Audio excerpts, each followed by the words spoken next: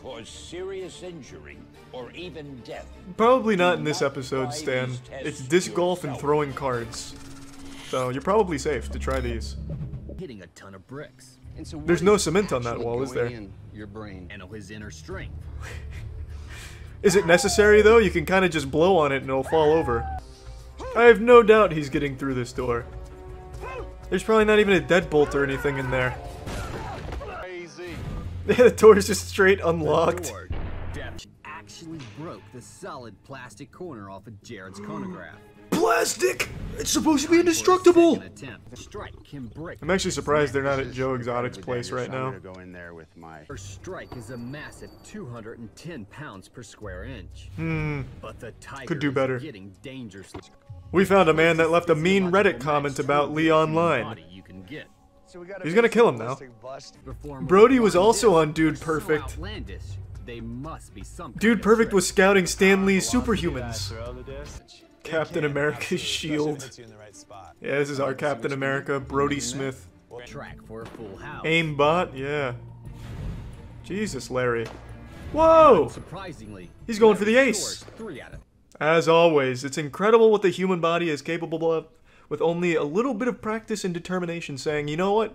Today I want to run through some bricks. And maybe some ice. Girl made her dad beat up a homeless boy? What? What? I'm actually cheating on Darman right now. That sounds like a video. Streamer cheats on Darman, instantly regrets it.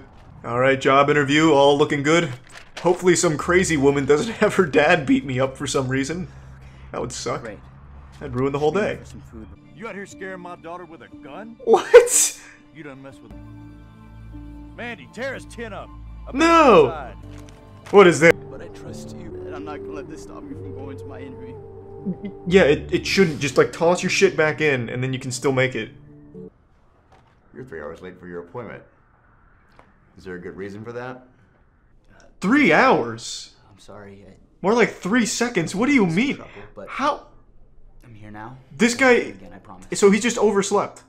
That sounds like a trap. Just some new clothes. This is gonna be like one of those horror movies where they invite people over that have nowhere else to go and then fuck them up. I won't let you down. This is absolutely like a horror movie plot. Mandy.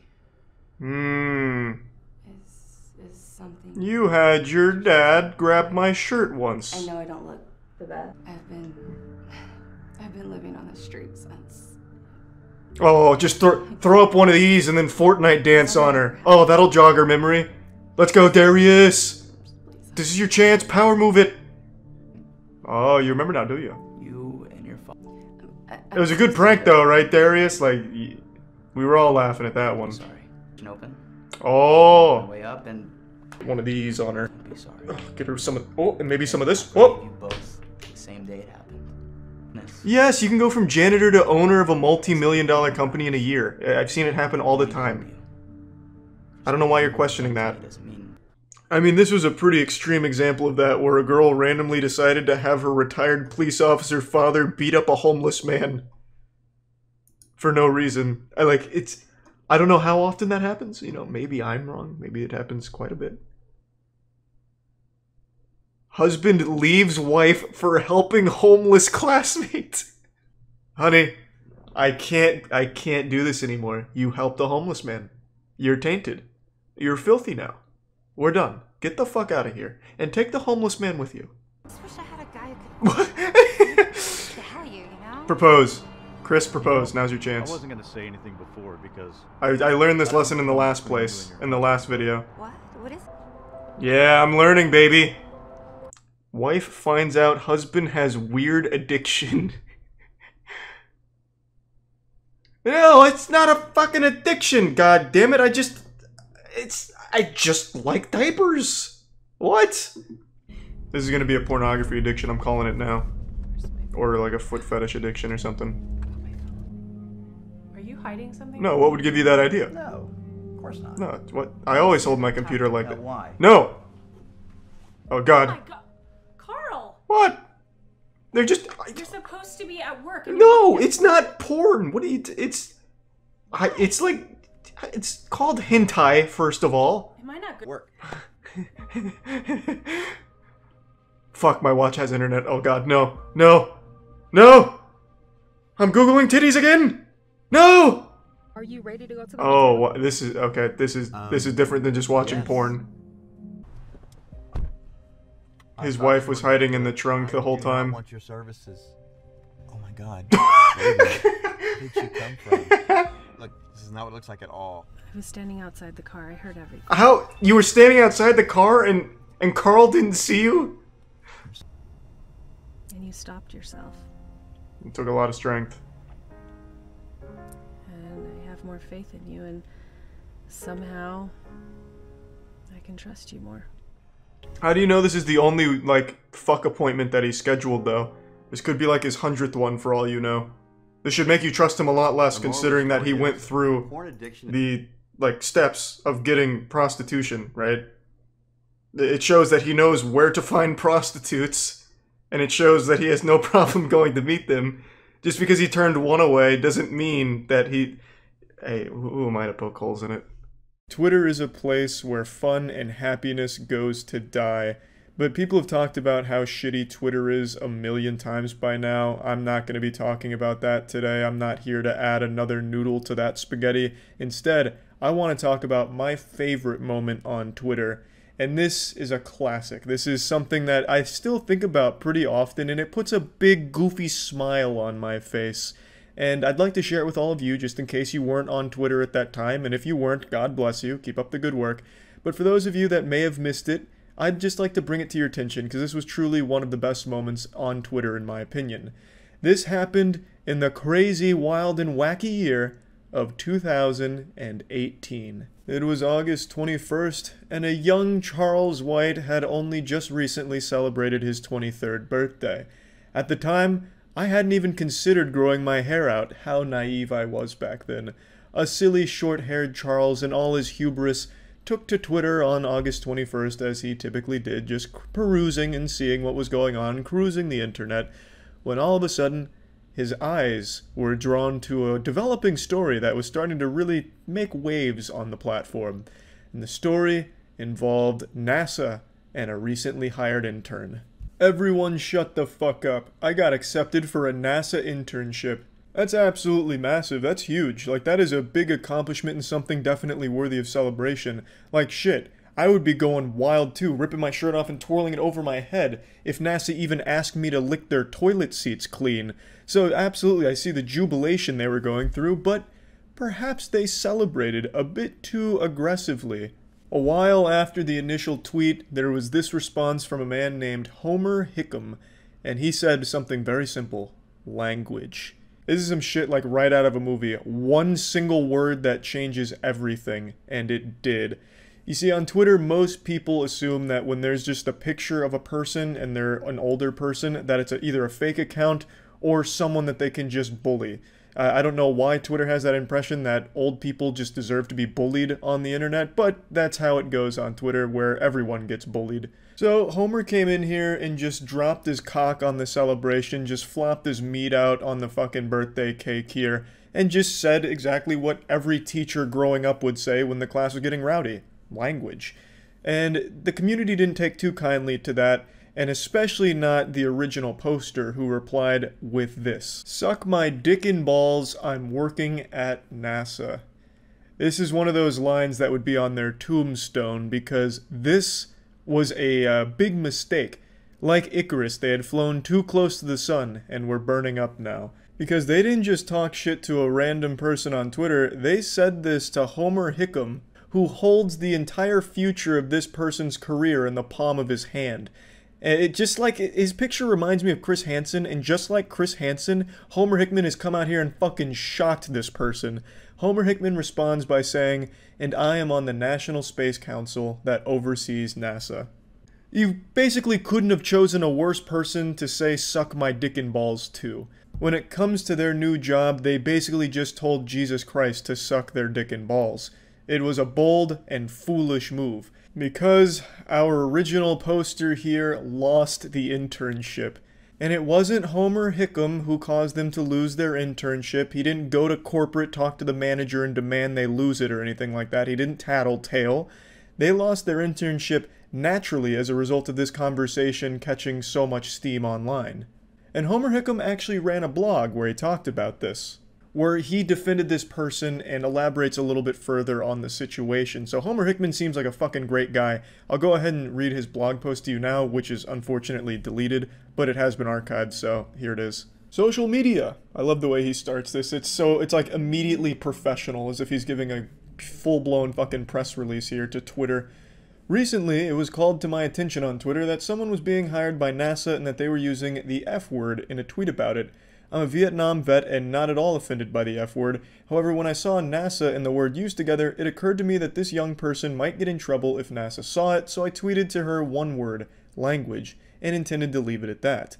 Soon, her friends took umbrage and said a lot of unkind things, but long after I was gone, as I immediately deleted my comments and blocked all concerned. Classic Twitter, bullying this guy until he just deactivates his shit, not surprising. Later, I learned she had lost her offer for an internship with NASA. This I had nothing to do with, nor could I, since I do not hire and fire at the agency or have any say on employment whatsoever. As it turned out, it was due to NASA hashtag her friends used that called the agency's attention to it long after my comments were gone. Again, classic Twitter. They thought they were helping, but they made it significantly fucking worse. It was all of her friends spamming NASA, which showed them the initial tweet of this person being extremely fucking hostile to a high-ranking NASA employee. So, excellent work, Twitter. We did it. She reached out to me with an unnecessary apology, which I heartily accepted and returned with my own. After talking to her, I am certain she deserves a position in the aerospace industry, and I'm doing all I can to secure her one that will be better than she lost. I have also talked to the folks that had to do with her internship and made absolutely certain that there will be no black mark on her record. Signed, Homer Hickam. It would have been such a power move and a huge mic drop if he didn't sign Homer Hickam and instead just ends it with, suck my dick and balls now.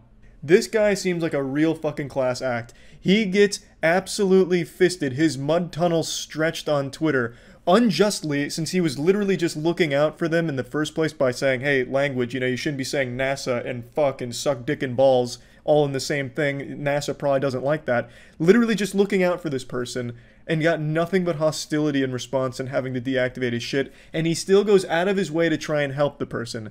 That right there is a great guy.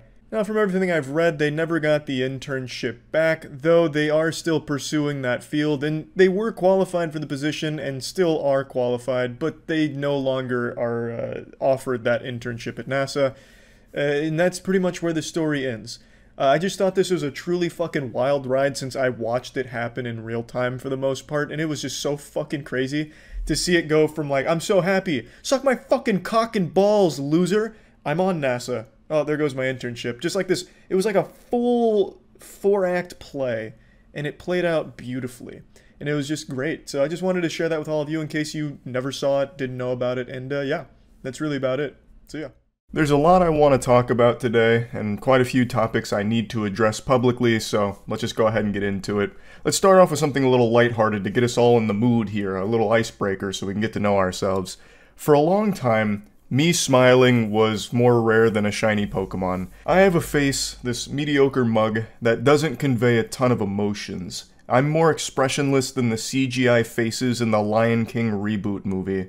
But recently I've been smiling a bit more, and people have started to take notice, so people have been wondering, where did I develop such a piercingly beautiful, almost angelic smile that can make the Grinch's heart grow 3 sizes? And I don't have a real answer to that question. That's an inquiry you should take up to the Lord himself. Ask God. Just like dark matter, it's a mystery. So yeah, you can go ahead and let that one simmer. A smile like that is like something you can feel through the video. Like I just gave you a 4D experience. You could feel my warm embrace through this content thanks to how remarkable my smile is. Now that that's out of the way, let's go ahead and dive into the important stuff. The first one is something I get asked every single time I go live and stream, and it's one that I'm just going to publicly come forward with instead of answering it every time during stream. The Gamer Subs claw machine behind me. Also, by the way, GamerSup's best beverage ever invented. Use code MOIST. Click the link in the description. Titty milk is my favorite flavor. This GamerSup's claw machine they gifted to me a little over a month ago, maybe 2 months ago now, and like I mentioned then, the whole purpose of it is for Stream to be able to play it, like Twitch subs or channel members. Unlimited attempts, you just have to wait in like a queue system, a line. You don't have to like pay per play or anything, there's no price to play per like attempt or anything. And what I was doing was going to put note cards in the GamerSup shaker cups that you would try and pick up, and if you get it, the note card would have a prize on it, ranging from small things like GamerSup's flavors to a PlayStation, computer, all kinds of like wacky shit we brainstormed during stream. And now it's been 2 months, oh, and I would actually send the prize to you, by the way. You'd actually get it. I'd mail it out to you. And now it's been 2 months and it's still not operational, so people have been banging on the door saying, let me in, when's it coming? And I still don't have a good answer. I've said for like a month now it's like a couple weeks out because that's what we've been told. The company we teamed up with to put that technology in place to make like an app or a website so that way people could use it has been getting a little weird, and the timeline keeps shifting, so I still don't know when, but it is coming. If everything with the company we've been working with this whole time falls through, we'll find someone else or somewhere else to do it, but I think it's a really fun idea, so it is still happening. I just don't know when, and I'm sorry I've been so wrong on the ETA for it. I only know what I've been getting told, and things keep shifting constantly. So, wanted to finally, talk about that a little more instead of just every single stream mentioning it. Now, the next thing I want to thoroughly dive in on is music. You remember yesterday I posted a video covering how a bunch of people in a movie theater started setting off fireworks to celebrate their favorite actor appearing on screen? Well, that celebration has nothing on how the music industry celebrated the return of the Gentlemen.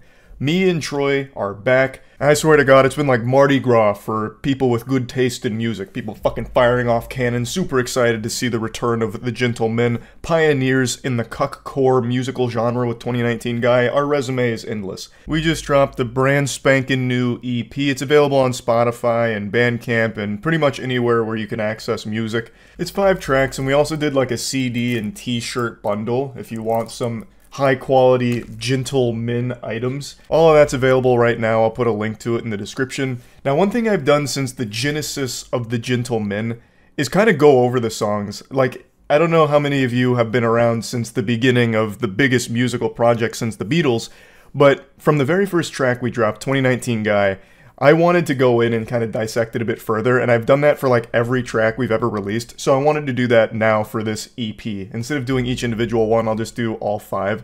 So I've been releasing a music video for each one every week for the last 3 weeks, and per usual, each song is a different style. I like to consider Troy and I vibe sorcerers, where we try and capture a sound from the early 2000s and bring it to the modern age in a very, like, inspired way. So, the first one we released is What's Next. What's Next is a Power Man 5000 style song all about the pains and agony of getting older and not knowing what happens when you die. It's a super silly, goofy one that was just a lot of fun to make. There's not like a deeper lore or story to it. I'm getting older, and every single day I end up doing something that like hurts a shoulder just by reaching too far into my drawer to grab a fork or something. So the song is just about that, and I kind of tried to emulate the lyrics similar to how like Power Man 5000 would back with Drop the Bombshell or Worlds Collide or something of that nature. So that was the whole idea behind that one. Not a whole lot of meat to pull apart there to explain. That one's pretty simple. This next one, though, is one that's very near and dear to my boners. The second track that we released the music video for is Enemy. This features Andy Czizik, who is an unbelievable vocalist whom I'm sure probably a lot of you are familiar with. He's in bands such as Monuments, Termina, Macari, tons of incredible projects. He is unreal. And this is a Linkin Park style song. I've said this a lot, Hybrid Theory is my favorite album ever made. I don't think it'll ever be topped. It was legitimately the soundtrack to my most formative years growing up, and I've always dreamed of being able to work on a Linkin Park style project, and that wet dream finally came true. Troy absolutely crushed the sound of a Linkin Park style track, and Andy Czizik's vocals are heavenly.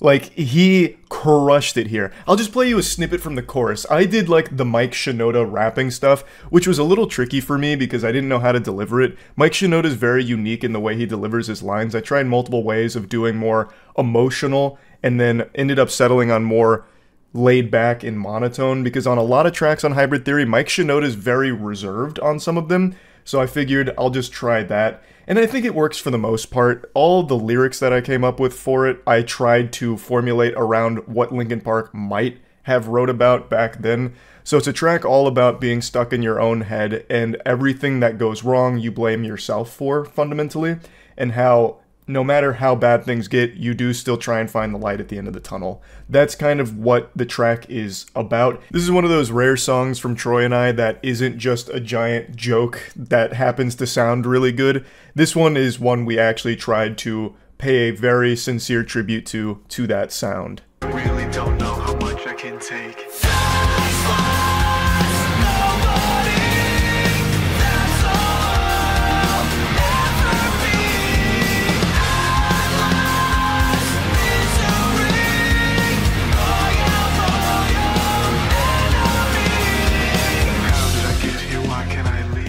Now for the most recent music video we released. It's one that was so far out of my comfort zone. I've never done something quite as nerve-wracking as this. It's for our track, Let You Down. And for it, I did a live ballet interpretive dance in front of a crowd of a few hundred people. I've never really done anything in front of like a live audience or anything. This was actually during our watch party last 2 months ago now. And at the end of it, I thought this would be cool to have like an audience participation in basically what would be that Napoleon Dynamite scene where he does that dance in front of everyone, except me, who has really no dancing prowess whatsoever. So we hired a choreographer who's extremely good. He's worked with like John Legend and a ton of other like big artists. So he came up with like a really goofy routine for this song. The song is an alternative metal track that you probably would have heard on the radio back in like the early 2000s. It's got like the very almost sensual sound to it that eventually builds into some high intensity screams towards the end. And it was a lot of fun, and I really like how it turned out. Plus, my ass looked amazing. Like, normally I'm rocking Hank Hill cheeks, but if you look at this frame right here, I'm looking caked up. I'm looking like a full-blown fucking snack with that kind of shit back there in the trunk. So, overall, I had a lot of fun with it. I never would have expected I'd be able to do something like this because I'm very much a shy person for the most part. But it was a lot of fun, and I think the track absolutely slaps. Now, the next music video that we're releasing is for Ghosts, which is a song about Luigi's Mansion being a ghost hunter, sucking up ghosts in a haunted location. Pretty simple, but it's a Chevelle-style track. I'm a huge Chevelle fan, so we wanted to capture that sound. And I think we fucking nailed it with it. Now, the music video won't be out this weekend, though, because this is a much bigger production. We actually went to a haunted location, had like a full shoot for it, the whole shebang. VFX out the wazoo, gonna look like something on Marvel level. Like, it's no small potatoes here, so that one won't be ready till like another week or so. But that'll be the next music video. And then the final track, Penguinz0 Weapons, has Jared Dines on it, whom I'm sure a lot of you are familiar with. Absolutely unbelievable musician, super talented guy, also massive YouTuber with great content, so definitely check him out. That song is about as silly as it gets. Wanted to capture like an old post-hardcore, almost like pseudo-metalcore style sound to it that's all about just people whining at each other on Twitter and getting mad at each other's opinions forever, just in this constant spiral of eating your own ass like Ouroboros. So, all very fun tracks. Hopefully you all enjoyed them, or if you haven't heard them yet, hopefully you check them out and like them. I love doing music. I'm not the most talented at it, obviously. Like, you can always point to like the weakest part of our songs being my singing in a lot of parts. But god damn it, it's still so much fun. I still keep trying to get better at it. I think over the last 4 years I've made a lot of improvements in like my versatility and the way I'm able to deliver notes. And yeah, I'm really proud of what Troy and I were able to do here. Troy absolutely fucking crushed it per usual on this EP, so definitely check it out. Again, all the links are in the description. I know I spent a lot of time on that topic, but super passionate about it, and now there's still a lot more I need to talk about here. So the next thing is the Dungeons & Dragons show. I mentioned a few months ago that my friends and I are starting our own Dungeons & Dragons campaign, and that is finally almost ready. So we're doing our full game this coming week on Tuesday, and the whole episode should be ready within like a week or two from there. I told you the scale of this was going to be huge, and I undersold it. So we've got an entire set that took a couple months to make. We've got a full-blown animation from an incredible team to announce it. We've also been working with some of the best in the Dungeons & Dragons creator community space. And as I said, all of us got super into it. Like, we've been addicted to Critical Role in particular, and they've been super nice and helpful for trying to guide us in the right direction on how to do this properly. So we've just spent the last few months learning how to do it all properly, setting everything up, getting the sets made, getting all of the tech in place to finally do this game and make it something special. So it's right around the corner. I am happy to say that it's finally close. It's not like we just abandoned it or anything or just left it out in the rain to fucking wither away. We are super, super excited to get the Dungeons & Dragons show going. I guess I can go ahead and... Nah, you know, I'm not going to spoil anything. I was going to give you a little, like, teaser, but I'm not going to do that yet. I'll wait till it's a bit closer around the corner to do that. But yeah, I just wanted to give you the update. It is still coming, and it is very close now. So, yeah, if you're a big fan of Dungeons & Dragons, I think you'll really like what we've cooked up here. We have 2 DMs that are working together that crafted an incredible universe for us to explore and get fucking crazy in. Ours is going to be much more of a off-the-wall, absolute fucking chaotic experience. So yeah, next thing is the Moist Wrestling League, the MWL. It's been quite some time since the last installment, so a lot of people are wondering what's going on. Is it dead? What's happening? It's anything but dead. Like I said, this is another one of those huge productions that actually just takes a ton of time. Setting these up is not easy. We do have our ring finally fully functional. Now it's just a matter of getting all the storylines and everything set up to film it in a very professional way. And I do think the next one should be ready within a month or so. This one's going to be pretty big too. We've got a lot of moving parts now, plus we have a lot more mentorship from some of the best in the industry. Like, I'm trying not to spoil anything here because I'm just trying to give general updates. But everything has amped up on that side when it comes to the MWL. So the next installment will be before the end of the year, at least. I think I can confidently say that. And it will be the biggest one we've done so far in terms of everything that happens with the storyline, the match itself, and the implications of it going forward. So the MWL is still very much a thing that we are extremely dedicated to bringing to the biggest possible form it can reach. I think those are most of the big topics that I wanted to cover, so now I'm just going to do some rapid-fire small things. With Jujutsu Kaisen Season 2 popularity blowing up in the way that it has, I'm always asked about it, especially since I am a very outspoken fan of the franchise, so I'm constantly asked my opinion on each individual episode. I'm just going to give you an all-encompassing. I think Season 2 is perhaps one of the best pure action shonen seasons of any anime to ever exist. Period. Full stop. It is non-stop, nuts to butts, beautifully animated action that I have never seen before. I have never seen anything reach this level of quality and style. It is, I think, the best action shonen season ever made. I want to go ahead and put that to bed right now with where I stand on it, but unfortunately, that doesn't mean that it's all sunshine and rainbows for Jujutsu Kaisen, because I'm sure a lot of you have seen about the animator meltdown. It's no secret that in Japan, many of the animators are overworked and underpaid, to the point of, like, actual health concerns and problems from it. MAPPA's no exception. The animators that are working so hard, tirelessly making Jujutsu Kaisen the unbelievable spectacle that it is, are being overworked, and it's led to a lot of problems that are now being made aware to the public, with many of the animators having these very revealing experiences that are hitting the public sphere. And it's extremely sad to see, because Jujutsu Kaisen is without a doubt an unbelievable show. But it's unfortunately coming at the cost of the health of all of the employees that are working on it. MAPPA is a massive company that takes on so much work every year, and the animators are paying a huge price to their health for it. And I feel so fucking bad for them. So yes, I have seen all of that unfortunate news around the working atmosphere at MAPPA. It really fucking sucks. It really does. I can only pray that they start to get their act together and actually take care of their talent that makes these productions possible. So yeah, I wanted to mention that because I keep getting asked about Jujutsu Kaisen, and of course I can't talk about Jujutsu Kaisen without talking about how awful the working environment seems to be. So anyway, moving forward to something happier, and also I'll stay in the anime realm as well. There is a show that is criminally underrated that flew under the radar that I've sung the gospel about on stream from time to time. It's called Link Click. Season 2 recently wrapped up, and I haven't seen nearly enough buzz about this show that it deserves. It is so well written. I actually got emotionally invested. Like, one of the episodes actually tugged on my heartstrings in a way that I can't recall any other anime doing in recent memory. Like, it actually had me pretty emotional about it.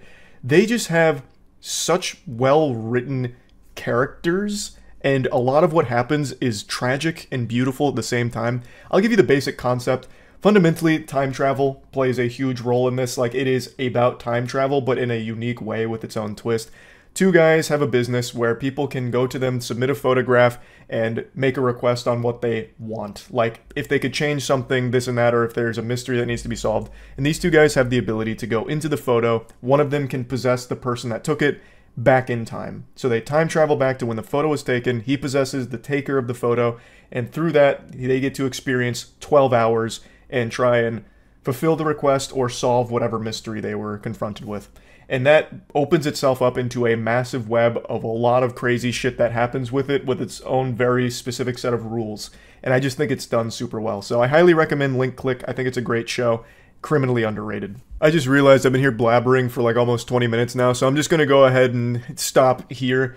These were really like the main topics I wanted to cover anyway, so yeah, that's really about it. So yeah. Having your wedding outside should be an actual crime or an unforgivable sin. Every wedding I've been to has been an outside wedding, and it has been truly miserable. And they haven't all been in Florida, you fucking pseudo-intellectuals, alright? I know it's hot in Florida, so obviously it being outside would make it miserable, but I've been to some up north as well, and it's fucking miserable every time outside. So here's a little pro tip, a little life hack, a little 5-minute craft for anyone planning a wedding right now. Do all of your friends and family a favor and don't have it outside, you goddamn selfish asshole. Outside weddings fucking suck. Just think about it. It's fucking sunny out, it's shining in their eyes, it's hot out, and if it's not sunny out, it's cloudy. That's not romantic, that's not cool. It looks like it's a bad omen for your marriage. What is the benefit to having it outside? You feel me? Don't do it. Just don't do it. Let's go ahead and check out this new video from a outside wedding where a man faints and pisses his pants. Not to spoil anything for what's about to happen. It's a very interesting video that I think really puts in a nutshell the outside wedding experience.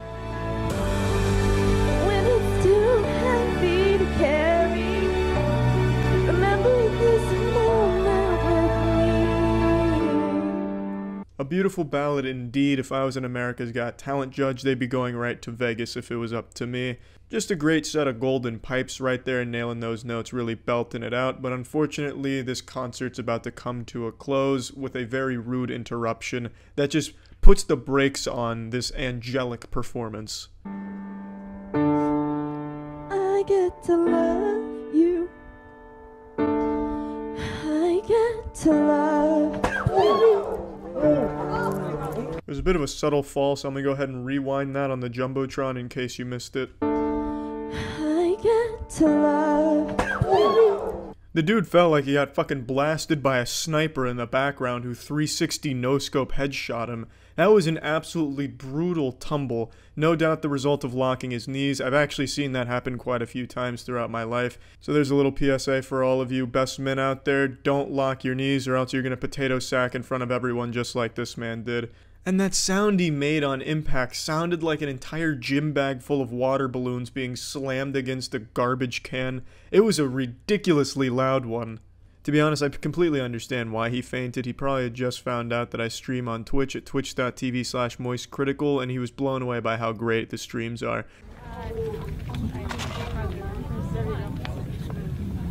We need a towel.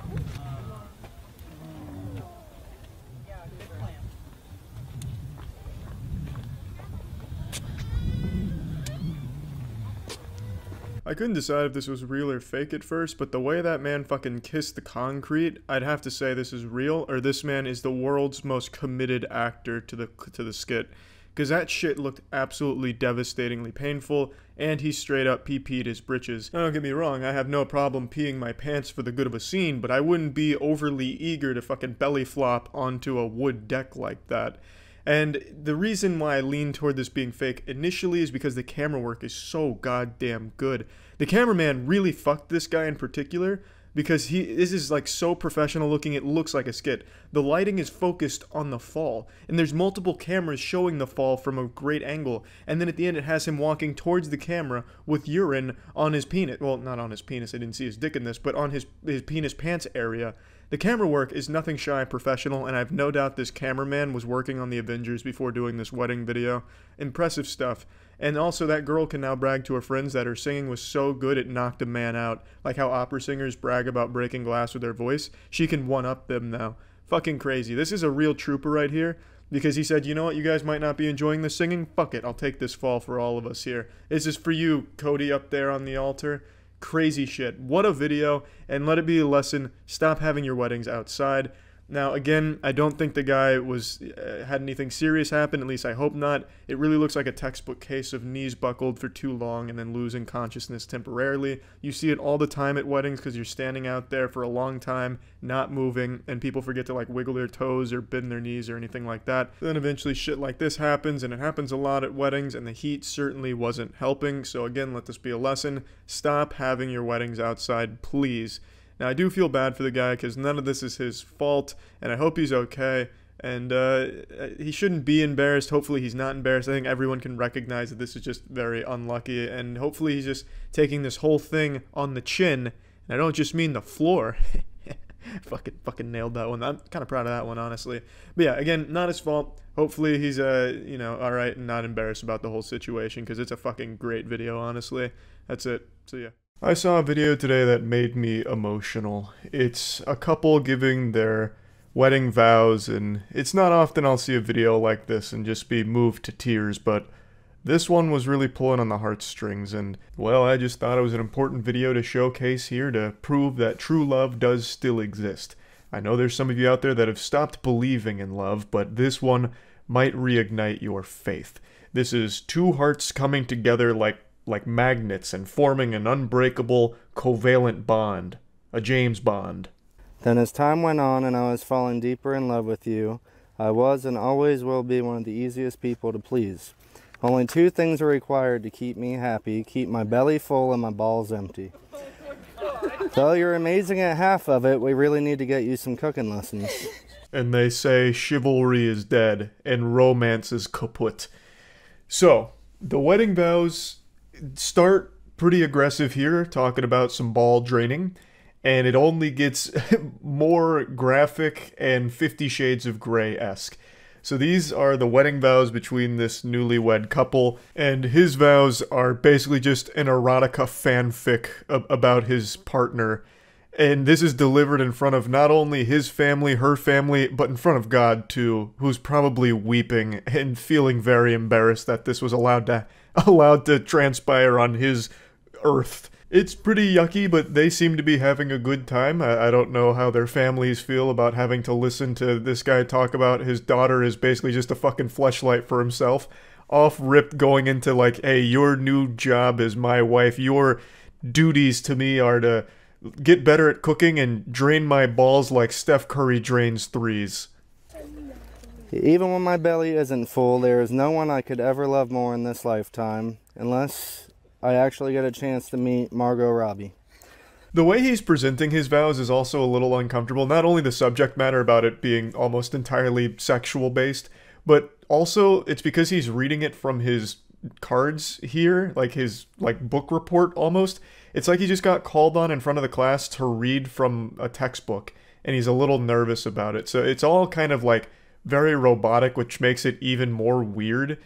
But yeah, he's treating it like a stand-up comedy routine, and it's just, it's very uncomfortable because it's all about fucking. Now, before showing you the rest of these beautiful vows, I'd like to show you something else that's beautiful, and that's today's sponsor, Honkai Star Rail. Big thanks to Honkai Star Rail for sponsoring today's video. Honkai Star Rail is the newest free-to-play game from the creators of Genshin Impact, Hoyoverse. So you already know the art style and the characterization is going to be immaculate, absolutely spectacular and breathtaking. It's a free-to-play RPG experience with a focus on strategic combat. So there's a lot of different ways of approaching the combat, a lot of different strategies you can employ to suit your own personal play style. So you can shift enemies around, environments and characters, and upgrade upgrade them to suit the way that you want to approach the combat. And since you can freely explore the universe, you can also find different things that'll better suit your playstyle. And all of the combat just looks amazing because they knocked it out of the park with the art direction, so it's all just beautiful visual effects from orbital cannons to ice walls. It's also cross-platform. It supports cross-platform play, so you can install it on mobile and PC and have the game data shared between them. So if you're interested in trying Honkai Star Rail, you can click the link in the description below to get started on your adventure. Big thanks again to Honkai Star Rail for sponsoring the video. Well, today I'm taking a step further and giving you my last name, the last name of champions. No one deserves it more. With you and the girls by my side, I feel like I can conquer anything. Y'all make life worth living, giving every breath of every day a purpose. Life gets even better when the kids fall asleep and you tell me to come to the bedroom. Nothing's better than the sound of gagging and headboard slamming. Michael. He went a good 20 seconds of actually delivering heartfelt, meaningful statements in his vows, like very sweet sentiments, and then immediately into gagging and headboard slamming. Hell yeah, brother. And then that was his mom up there that said Michael, as if she was about to go over there and discipline him, like pull on his ear or wash his mouth out with soap. Now, watching this is actually very interesting because it's so sweet. And I've always seen a lot of these wedding videos go kind of south where like one of the best men or whatever delivers a really cringe speech. Luckily that's not the case here. No cringe to be had on this holy day. But I imagine flopping at either your own wedding or your best friend's wedding with a turbo dog shit speech is one of the worst feelings on the planet.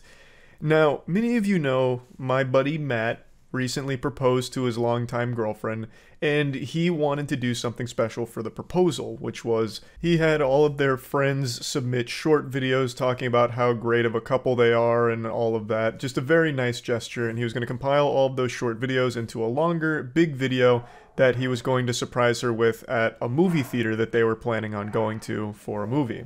It was a very cute idea, and I was included in this mega mix, and I'll go ahead and show you the video I submitted because I think I absolutely fucking crushed it. Hey, my name is Charles White. It is December 8th, 2022. That is 2022 years since the death of Christ. God rest his soul. I've been informed by a close friend of mine named Matthew Phillips that he is proposing to his longtime girlfriend Monique. So I want to say good luck and congratulations. It doesn't get better than that. Honestly, this looks like something out of a horror film. It was late into the evening and I wanted to get the video to him on time before deadline. And well, that's what we landed on. I originally wanted this to be like a 10-minute TED Talk video that I would submit and force Monique and Matt to sit through the entire speech. It was going to be all about how marriage is actually a tool that was developed in Area 51 in order to mind control the populace. But I decided I'll show mercy and just do a quick 20-second blurb. But anyway, the reason I'm showing this is because Matt and his longtime girlfriend are getting married, and at the wedding, I don't know if I'm supposed to give a speech or not, but if I am, I can only pray that I'm able to give something as inspired as the speech you're seeing from this guy right here. Everyone keeps telling me that marriage is going to ruin a lot of things, but I feel that's only if you let it. You will forever have my heart, and that's a promise till death do we part. P.S. Since you're so good at making decisions like marrying me, you can choose whether tonight's going to end with being a toaster strudel or a Twinkie.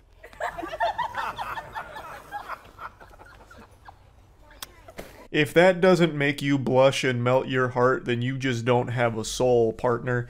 Because, wow, that is some silver-tongued Casanova class right there. So, in case you don't understand, if you're some kind of stupid fucking swine, a toaster strudel is referring to after they fuck. He'd pull out and ejaculate onto her tummy, make it maybe in like, you know, little glaze waves, kind of like a toaster strudel, or a Twinkie, where he cream pies her, basically. He just fucking ejaculates inside. So that's what he's saying at the end of the vows here. Alrighty. I'm speechless.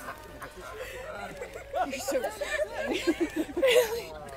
Being that I am his mom, I will deal with him later. He is grounded. By all means. Shout out to his mom. She's taking this very uncomfortable situation like an absolute fucking champion. What a good sport here. She's like trying to dissipate all of the cringe in the atmosphere here as best as she can to diffuse it. And there's only so much you can do, really. But the two of them seem happy, and I guess that's all that matters. But I really just have to say, why do this in front of all of the family members of not only you, but her? It's literally just kind of saying in front of all of them that the main thing you care about with her as your partner is sex and not much else. There's a couple of moments, like glimmers of hope, where he does say heartfelt things, like very sweet things, but it's ephemeral. It's immediately overshadowed by going into headboard slamming, gagging, ball draining, nutsack draining, fucking cream pies and all of that. So I just feel like it probably wasn't the time or place for this routine here. Just seems a little trashy, especially because I'm pretty sure their kids are also there, as well as like obviously other kids of the families there having to listen to this really uncomfortable shit. So just kind of awkward, honestly, at the end of the day. But yeah, anyway, just wanted to talk about this a little bit. That's about it. See ya. The videos aren't pointless. They have messages, just like Vid Chronicles. We haven't checked in on Vid Chronicles in a while. Vid Chronicles is another Darman. So there's always more Darman, which is lovely. Girl sets up date with a serial killer. They're a little more intense than Darman, admittedly, but it's Darman vibes across the board. The message of this video is, of course, do a thorough background check of everyone you want to set up a date with. Have a seat on the couch. He's a tier 1 Maddie. Plot twist is she's the serial killer. So the food's not ready. I hope you don't mind the wait. I've had a long day at work. Oh my god, she is the serial killer. I just wanted to relax with you. You know, maybe we should do this another time. No, please, God, it. Christ. Any TV suggestions? What about Cartoon Network? Codename Kids Next Door, perhaps? You're different than any other woman I've come across. Wow. How many women have you come across? 10 million. They can't resist me. Oh, he's fucking shitting out of his mouth. Gross.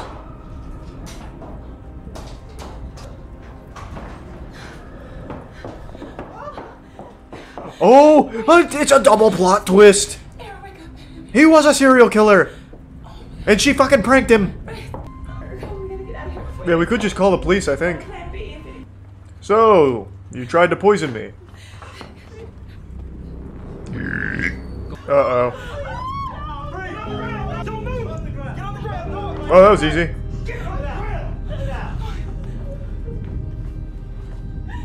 Hair on the ground. Hands out. Alright. Alright. That pig behind bars. He's gonna use the shadow clone jutsu. Keep your eyes on him. Well, this was very different from all the other Vid Chronicles videos. The story is, a true friend will always stand by you in any situation. No good deed goes unrewarded. That was the message? A true friend will always stand beside you? I mean, admittedly, I would hope if I was kidnapped by, like, some inbred serial killer, like, if I was missing for, like, even 5 hours, I would hope one of my friends was like, where's Charlie? And they'd at least be like, I don't know. Like, at least think about it. But I wouldn't really expect them to set up a sting operation and track down the dude. I definitely didn't get that message. Woman stages robbery to get officers' attention? What? Exit tier 1 ballsack. And give sub Mr. Krabs. I've been robbed. I'm at 123 Mystic Lane. Oops. Please hurry. Oh my god, they stole the popcorn. What the fuck? Oh, okay, I guess. And then we can go out to dinner. Thanks for resub, Innsmouth. I'd let that officer grant. You can call me Jonathan. Never fear rejection. The worst someone can say is no. Messages don't really match the video. What? Well, who am I to argue with the moral of the story? Dad accidentally gets stepdaughter pregnant. The moral of the story is, Please don't fuck your own family. Thank you for watching. It would also tack on rape is bad and underage sex not good. I think that would also need to be slid into the message somewhere. And maybe it was at the end. I'm sure it was. These videos have taken a crazy turn since the last time we tuned in. Holy shit. They used to be just like Darman for the most part, but now it's... Damn, it's fucking wild. These are like significantly more intense. Wife messes around with husband's brother. That's more tame. I want something crazy. Girl finds out her therapist kidnapped her sister. Holy shit. Woden finds out dentist is actually reptilian. The ending will shock you. I'm content. So, tell me, why are you here today, Jasmine? Oh, no reason. I need help remembering some things. What do you need help remembering? Oh, you know, just a crime. What happened? Unspeakable things? Yeah, she can't talk about Where it. would you go if someone you loved was in harm's way? What? I would call the police. It's right now. Mess with the wrong big sister. Just don't hurt my kids. That's not up to me. Well, that one actually almost fit the video. Cheating husband gives wife bad STD. Alright. Would you ever cheat on me?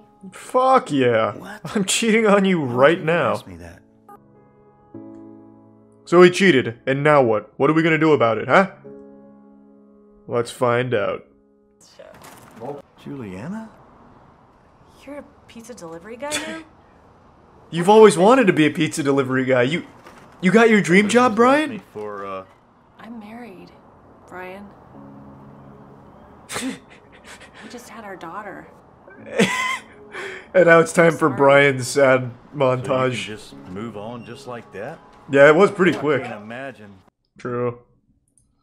Wow, they actually got the message right with that video. The guy behind the channel's very religious, I believe. I've had that suspicion for a while since most of them revolve around, like, a message from God.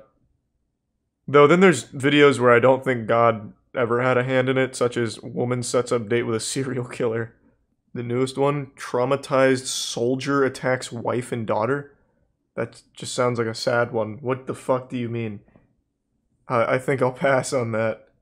Let me try this one. I'm gonna give this one a try. Woman catches feelings for her married best friend. Just got reminded not to be late. So She sounds like a bitch. Break up with her. I never thought of him as anything other than a friend until just now. Well, how inconvenient. I don't know what's wrong with Maybe you should have fell in love with him 10 years ago. Do you want his kids to hate you? They're just some kids. Yeah, fuck You it. need to set boundaries, Anna. I think I need to have a serious talk with him. And show him my titties. And then we can just gauge it from there. I'm gonna snort a line and go see him. Let's run it. I'm gonna snort a line and go see him. Let's run it.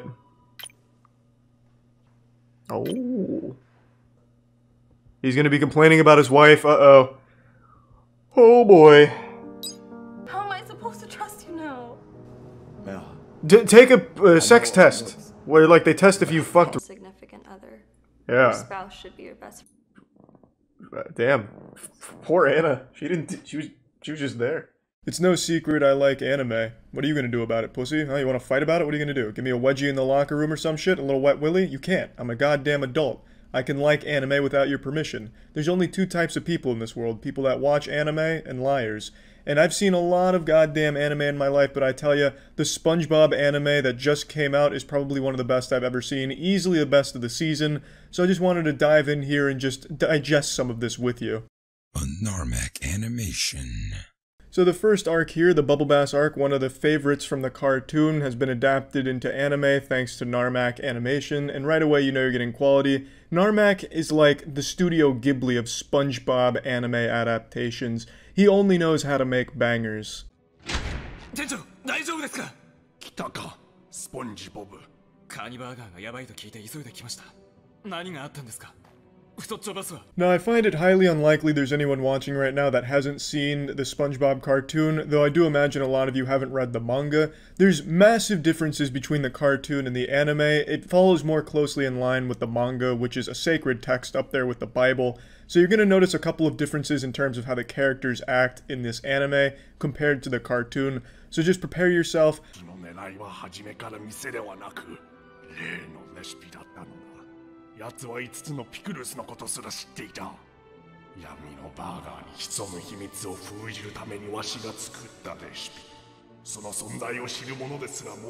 As you would expect from the Bubble Bass arc, we will be focusing on the Forbidden 5 Pickled Patty. And to the readers of the SpongeBob manga, I'm just going to go ahead and hit you with the cold water right now and force feed you your vegetables, give you the bad news. This is unfortunately not going to have the copious amounts of nudity and full penetrative sex that the SpongeBob manga is known for. This is a YouTube anime adaptation, so Narmak had to unfortunately cut out some beloved arcs from the manga, such as the Sandy spread cheeks and just beautiful content like that. But even though that's not going to be making an appearance in the SpongeBob anime, it's still extremely good. すでにイカルドを向かわせている。何としても奴がクラゲ草原を出る前に取り戻さねば。向かわせた。一人で行かせたんですか。そんなの死にに行くようなものじゃないですか。それでも、あれはあのレシピだけは奪われてはならないのだ。Mr. Krabs was faced with an impossible decision. After giving his all to stop Bubble Bass's rampage at the Krusty Krab, he had to make the painful choice to send Mr. Squidward after Bubble Bass to try and stop and retrieve what was lost. Mr. Squidward's no fucking idiot, alright? Mr. Squidward knew that this was likely a suicide mission, but still, he accepted it because he knew he was fighting for something bigger than himself. I wouldn't be surprised if Mr. Squidward was the one who volunteered to go after Bubble Bass and Mr. Krabs tried to stop him. この職場がどういうところか知ってて今までやってきた。ボンジボブよ。いつかお前も真実を知る日が来る。あの闇のパティの秘密とお前自身の真実を。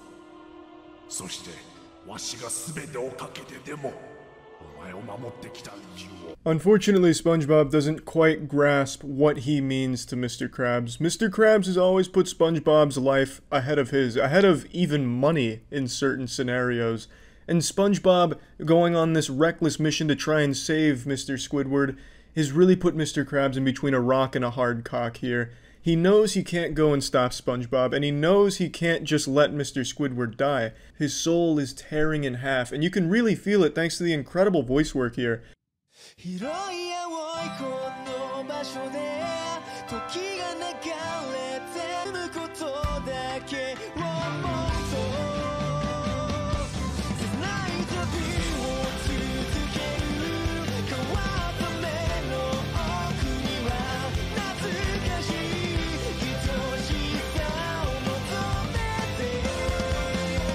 The SpongeBob anime has always had amazing intros with high quality boner jams and a lot going on. Like even just this opening right here tells an incredibly compelling story about friendship and what happens when a friend goes down a different path than you.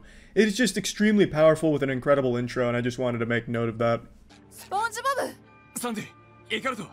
最後に見かけたのはあの岩のあたりだと思うけど。戦っているのか。じゃあなんであなたたちはここで見ているだけなんですか。それはイカルドが来るなって言って。あやつは自分の名誉のために戦っている。Unsurprisingly, Squidward asked both Patrick and Sandy not to interfere in his fight. Squidward's always been a character with a very strong sense of morals and his own personal code, which he always abides by. And he's always put the safety of others first in fighting for the greater good. He's not afraid to put a clarinet up his asshole if that's what the situation calls for. He is just a completely selfless character from the manga, which very much differs from his portrayal in the cartoon, unfortunately. Now, I was a little bit surprised that Sandy didn't interfere, because Sandy's always said, you know what, fuck pride, fuck honor, it does no good, it just gets you hurt. Patrick, I'm not shocked. You know, Patrick has always been a character that's been very much ingrained in this belief that one has to abide by their code in order to be a man. So Patrick not going down there to help makes sense. I just feel it might be a little out of line for Sandy's character, but for Patrick I totally get it. And for a lot of fans of the cartoon, this may be very jarring to see Patrick this serious, but He's always been this serious. In fact, it's almost an injustice what they did to Patrick in the cartoon. But I understand why they dumbed him down for the cartoon, because he was just a bit overpowered in the manga. So I absolutely get it, but it's lovely to see him in a return to form here. Fills me with jubilation to see the noble Patrick Star Samurai in full glory here in the anime again. 大切なものを守れる強さ、絶望に立ち向かう勇気、イカルドは確かめようとしているのだ。自分にもその強さ。そんなくだらないことを本気で信じてるんですか？あなたたち二人が強いことは僕が誰よりも知っています。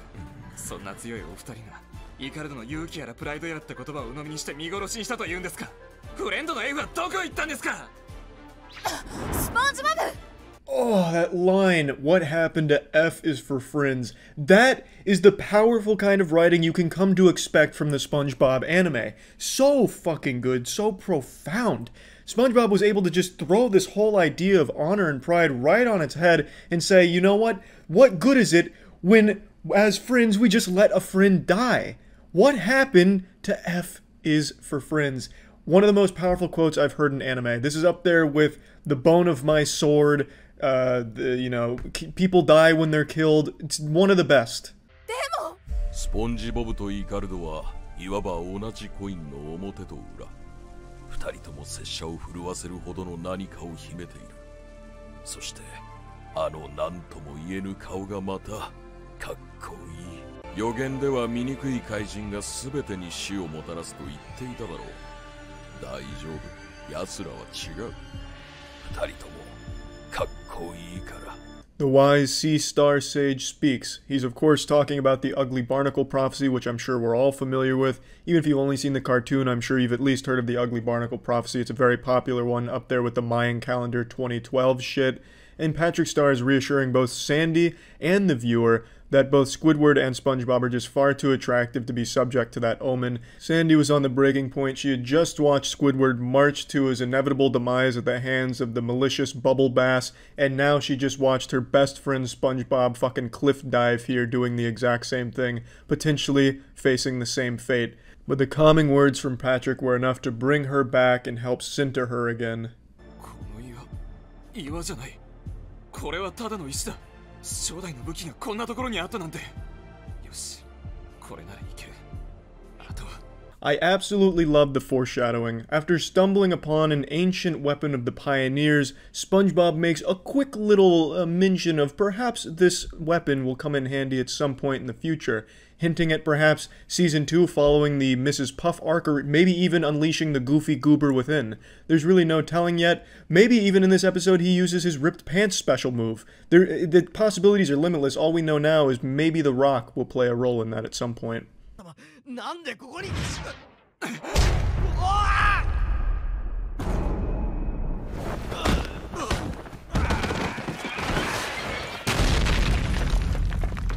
カルドミカエ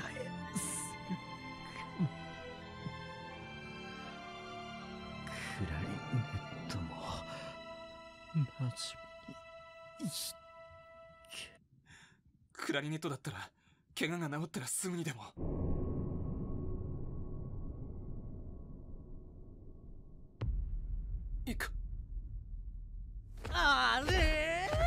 After retrieving the syringe from Bubble Bass, Squidward takes a devastating blow and unfortunately meets his end right in front of SpongeBob. You can feel the heartbreak. You can actually tangibly taste it, even smell it, roaming from jellyfish fields right to your fucking nostrils through the computer. This is the powerful kind of animation and voice acting you would expect from something like the SpongeBob anime, and it really sells it. I gotta be honest, when I first saw it, I'd be lying if I said I wasn't tearing up. It really is a powerful scene, and, well, it just causes SpongeBob to snap. どんなに頑張ってもお前はあの時ピクルスを忘れて客に品を出しちまった救いようのないコックなんだよ。仲間一人救えないお前は名前をサクセスのやつからフェールドの F に変えた方がいいんじゃないかなあスポンジボブ。黙れつってんだよクソが。God, it just gets you hype as fuck, makes me want to fucking toss over my own desk and take a piss or something. It's just so extreme. Seeing SpongeBob finally have enough of Bubble Bass's ridicule about how he couldn't make him a Krabby Patty with pickles on it, and how Squidward died because he was too weak. SpongeBob injects himself with the formula that Squidward gave his life to get back, and then he fucking dials in. The formula combining with the curse of the hash-slinging slasher has SpongeBob finally awaken and finally activate his Sharingan, allowing him to achieve a mastery of karate that he never thought possible.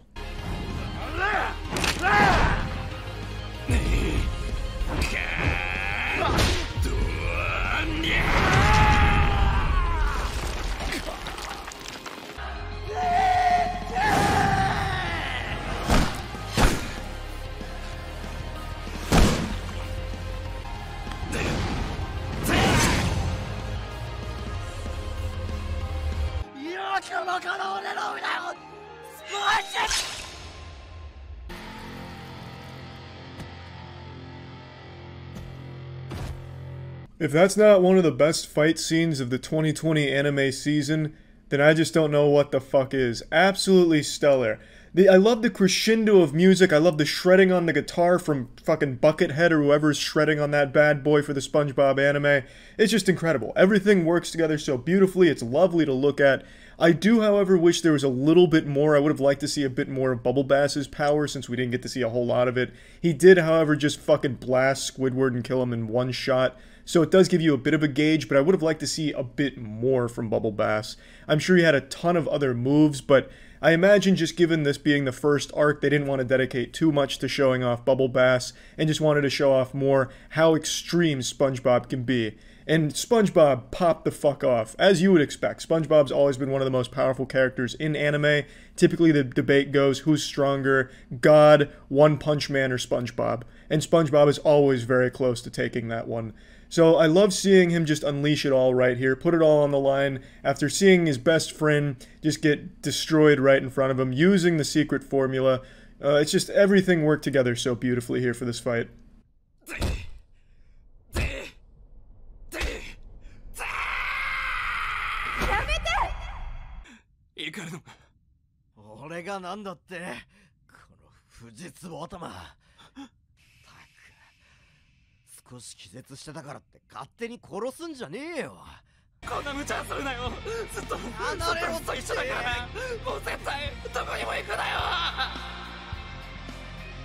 And that's where the Bubble Bass arc comes to its satisfying conclusion.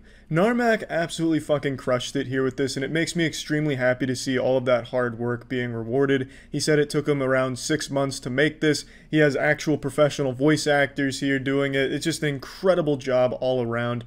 And to see his channel really start to blow up from it, and seeing the incredible support on this video in particular, is extremely nice to see, because hard work like this I absolutely think deserves to be rewarded, and it is fantastic. So really hats off to Narmak and everyone that worked on the project. It's really fucking good, and I loved watching it.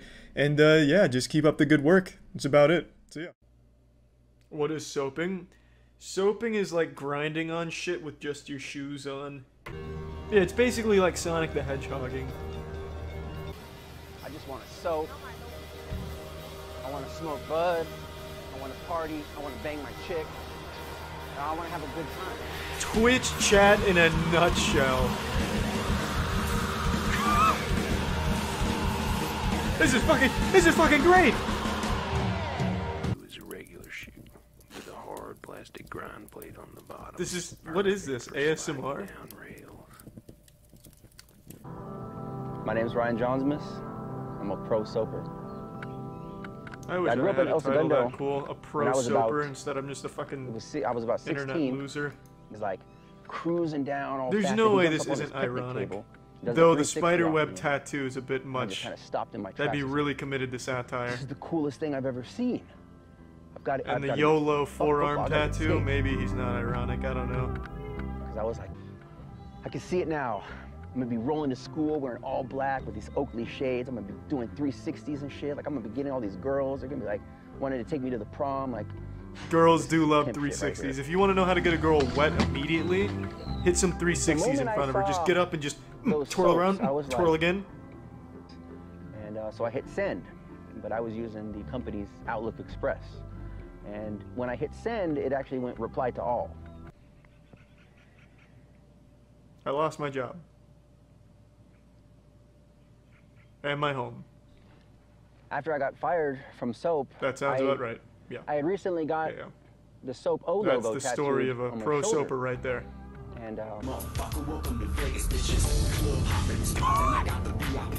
Max and relax, high station basking on leather seats. Fade ringing, Alizé and the Chris Brown all over when the lasers splashing, hashing the. Fuck yes! Ryan became an astronaut. Ryan fucked a supermodel. Ryan fucked my mom. Ryan fucked me. Ah, he's too cool.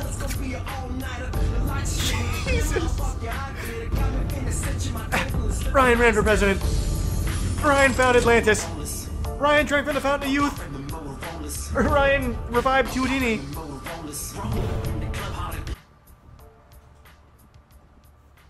I gotta stretch out. I'm gonna grind this gnarly washing machine. Get this on camera. Ah, textbook. Clip it. Send it to a girl. I need to get laid tonight.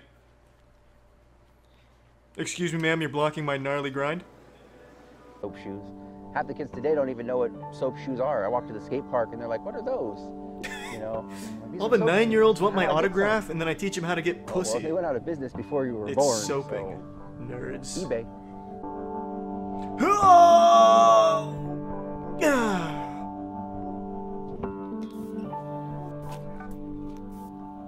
Is that the only thing you can do with soap shoes is grind washing machines in very small pinches? Because if so, that's the shit. That is the lone wolf.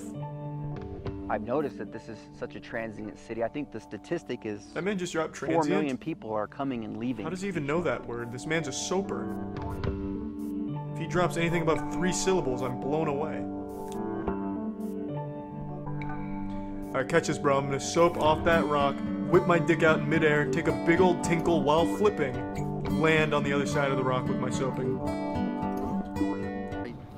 I think it's kind of amusing. Sometimes I kind of find it. Was that a McHold? Like, a McHold one-legger? This man just popped off a McHoldy one-leggy Supreme Mimi. That is said to be impossible in the soap community. It's an outward. This Ryan Wandiz is no joke. Of oh my god. To be fair, that's kind of cool. I could see myself doing that. I wish he had shit his pants on the way down, but other than that, it was pretty goddamn cool. I hope Ryan Wandiz is soaping in the next Avengers movie. Fucking soaps over Thanos or some shit. A lot of people talk. If there's any man in this world I trust, it's Ryan. But they never take a thing. You know, it doesn't even have to be the right action. It's like Ryan's tattoo says, YOLO. You only soap once. I believe the universe will rearrange and then you quit from embarrassment, unless you're Ryan. You what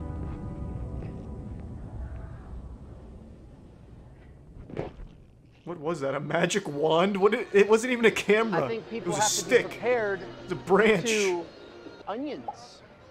As a kid, I never liked broccoli, but now I eat all kinds of vegetables. Rainbow chard, radishes, stuff I throw in my blender that I never ate as a kid, because I want sustained energy. I want clarity. I want clean focus. I want to feel healthy. I want to feel good. This video is perfection. So I've had to give up things. Where can I find one of those? Hospital! Hospital now, please! Some people will be like, I broke my arm. Great. But I'm like, well... Sweet God, stop filming. Get me out of here. I might get frustrated. And I'm like, ask myself the question, why am I out here? Why am I 35 years old sliding in my fucking shoes? You know? Self-awareness. I kind of remember, you know, that... Why? Tell me why. The reason is like, I want to enjoy that ride. I want to jump on this roller coaster and ride this motherfucker all the way to the end and come off smooth and just keep walking. Oh, you had self-awareness for a minute, but delusion took its hold right at the end again. You keep riding that coaster, Ryan. I'm on that with you. Well, the energy really took a dive here. What is he peeing? Oh, he is peeing. Oh, okay, never mind. You do you, Ryan. It's all about riding that roller coaster. Much better. What?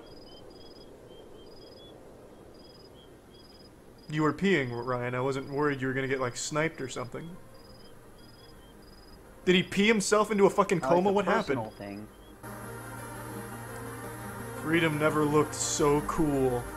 I want to make Look at everyone look at him. Count. I want to have every day having a purpose in life short. Is that a 35-year-old man sliding down a rail on his shoes? Make that shit happen. Ruth, tell me I'm wrong. No. No one's that pathetic. Had a moment of...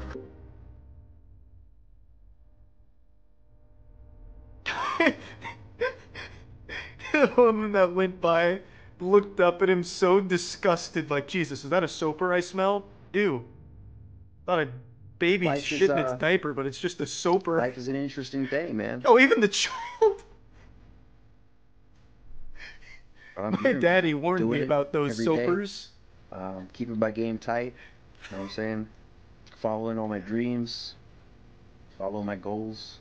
And just trying to make shit happen. Ryan, they're laughing at. The sad moment when this is more entertaining than Apex. Was Endgame good? Oh, sorry if this got asked a lot. Someone edited this and they couldn't take out the women laughing at him, just cut it a little short.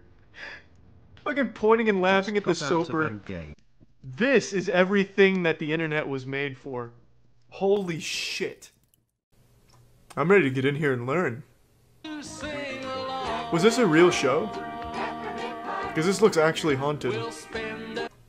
Holy fuck. And Mommy's name too, right? Mm-hmm. And if you were outside But Mommy's not there long, because the piggy in the hat look murdered for the her. nearest police office. Oh my god. Do something. We've got to find Mary's little lamb. Alright, let's find it. Back.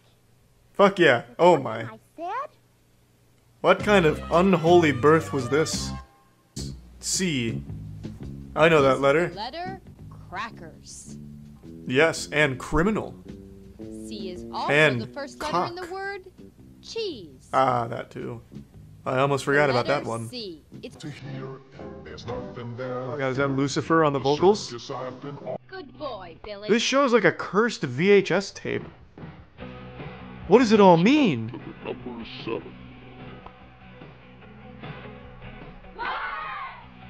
2, 3. Fuck yeah, we're on a roll. Now I tap out at 3. Why are we stopping at 7? Let's go all the way to 10!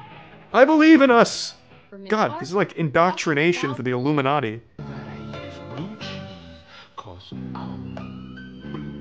Who made this? Charles Manson? I need to know more about this. This is fascinating.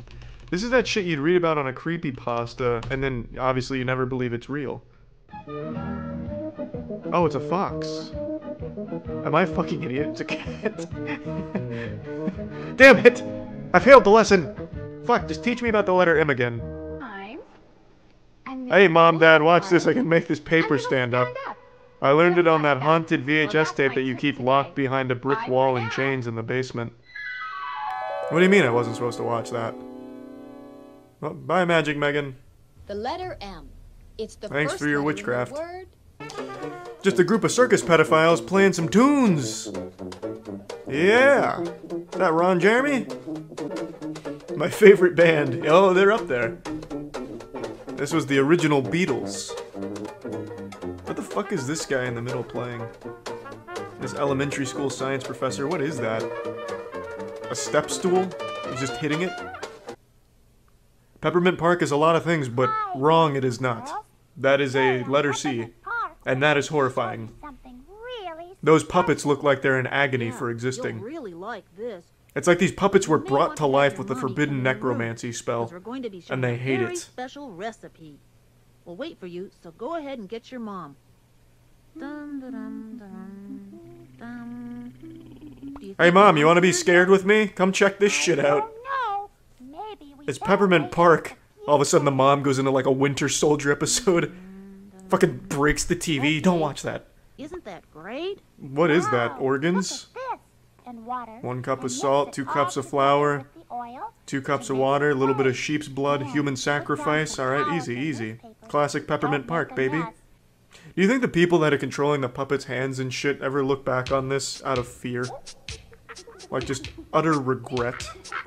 Camels look sort of like a horse, except that they have humps. That looks nothing like a horse, story lady. What? No, it looks just like a tortoise, but with hair. You'll be able to spot a camel easily. Well, yeah. Just look for his humps. Okay, that'll be the dead giveaway. You can't hide from me now, Camel. I'm armed with the knowledge to find you. Carol wants to know, what's the 7th letter in the alphabet? Oh! 7th letter in the You're alphabet. fucked, Snorky. The 7th letter. Yeah, it's over. A W?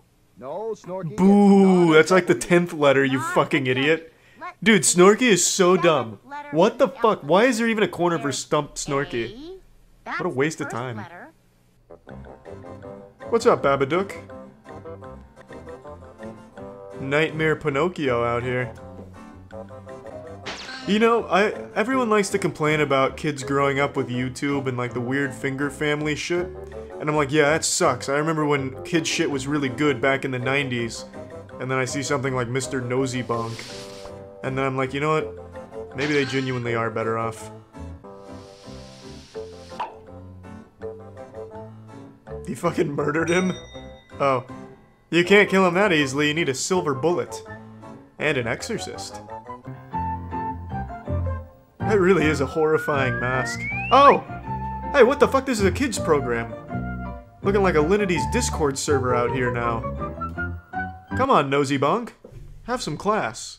Today's the day we finally answer a question that's been plaguing men for almost 15 years now. Can Halo get you laid? A long time ago, I saw a video of a man singing the Halo 3 theme in a parking lot to an uninterested woman, and I haven't seen it in the better part of a decade now, so I couldn't remember if it was real or if I imagined it in some kind of weird wet nightmare or something. And then, just a few days ago, it resurfaced on Reddit.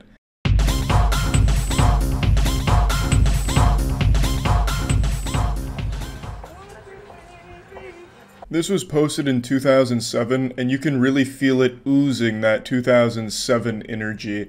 The intro song is almost like 009 Dreamscape coming in. The shit is nostalgic. So we're briefly introduced to our main character, Mike, and he's on a mission. Just like Master Chief, he's out here to finish the fight against virginity. Hey guys! Mike McCaffrey for the Halo Minute. How are you? I'm singing this song. Really good. I'm being serenaded right now. Help me. Support you, baby. Well, this is great because we want to communicate the excitement of Halo 3. Do you realize you're saving me? What's that? No, what are we here for? Well, I can't hear. Mike spotted a woman in need of help, and luckily, Mike's got all the tools necessary to save her. He's got mace. He's got a green belt in Taekwondo. But most importantly, he's got the voice of an angel. I love how appreciative the woman is of Mike's company. She mentions multiple times that he's saving her, you know. She's like, oh my god, my fucking hero. It's this guy. It's Mike. Mike! My knight in shining armor. Because she's not enjoying the other guy who's serenading her. She's not really into it. So she's under the impression that Mike is gonna take her away from that situation. But instead, all Mike does is also serenade her. Have you ever played Halo 3?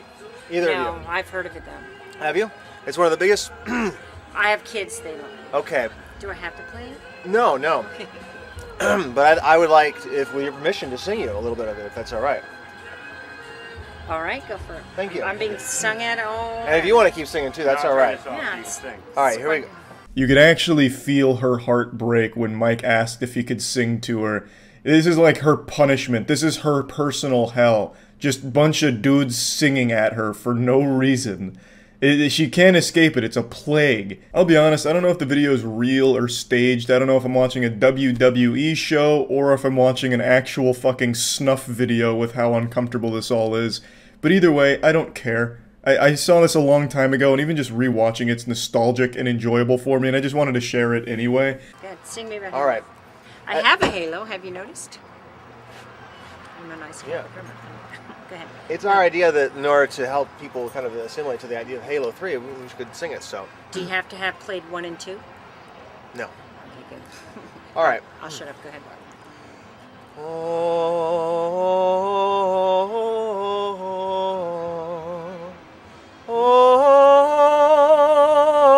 a monk. He yelled at me.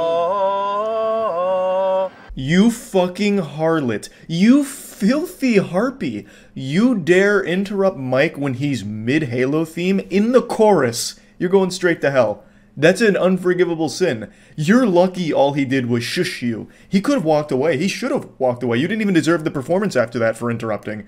Outrageous. It makes me sick to see what she tried to do there. Stepping on his toes while he's performing. You wanted a hero, and you got something far more powerful. You got Mike. The man with the golden pipes, baby. I love to imagine Mike's just like a vigilante in the area, but he's not super helpful. So like there's a lady who's getting, you know, her purse stolen, and Mike happens to be in the area hearing the scream, so he sprints over, assesses the situation. What's the sit rep? I stole my purse. Don't worry, I've got this. You ever played Halo? I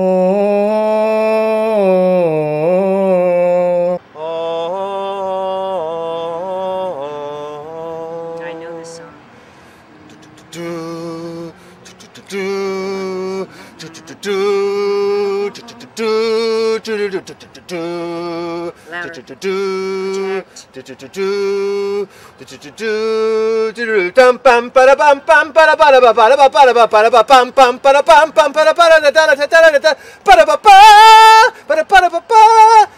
Am I winning the game?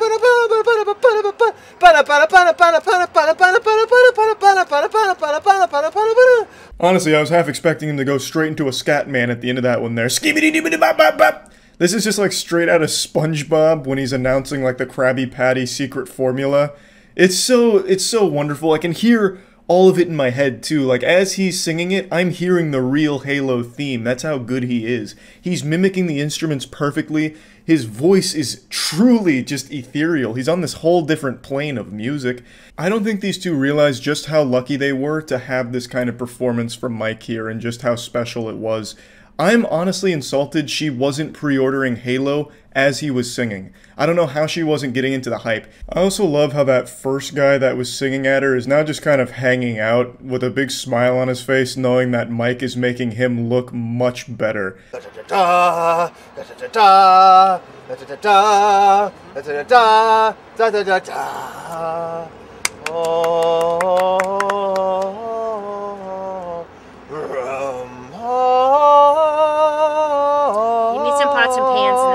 Real quick, did you hear that baritone mixed in there?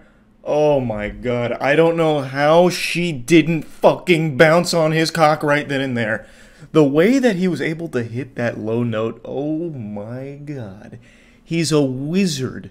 I'm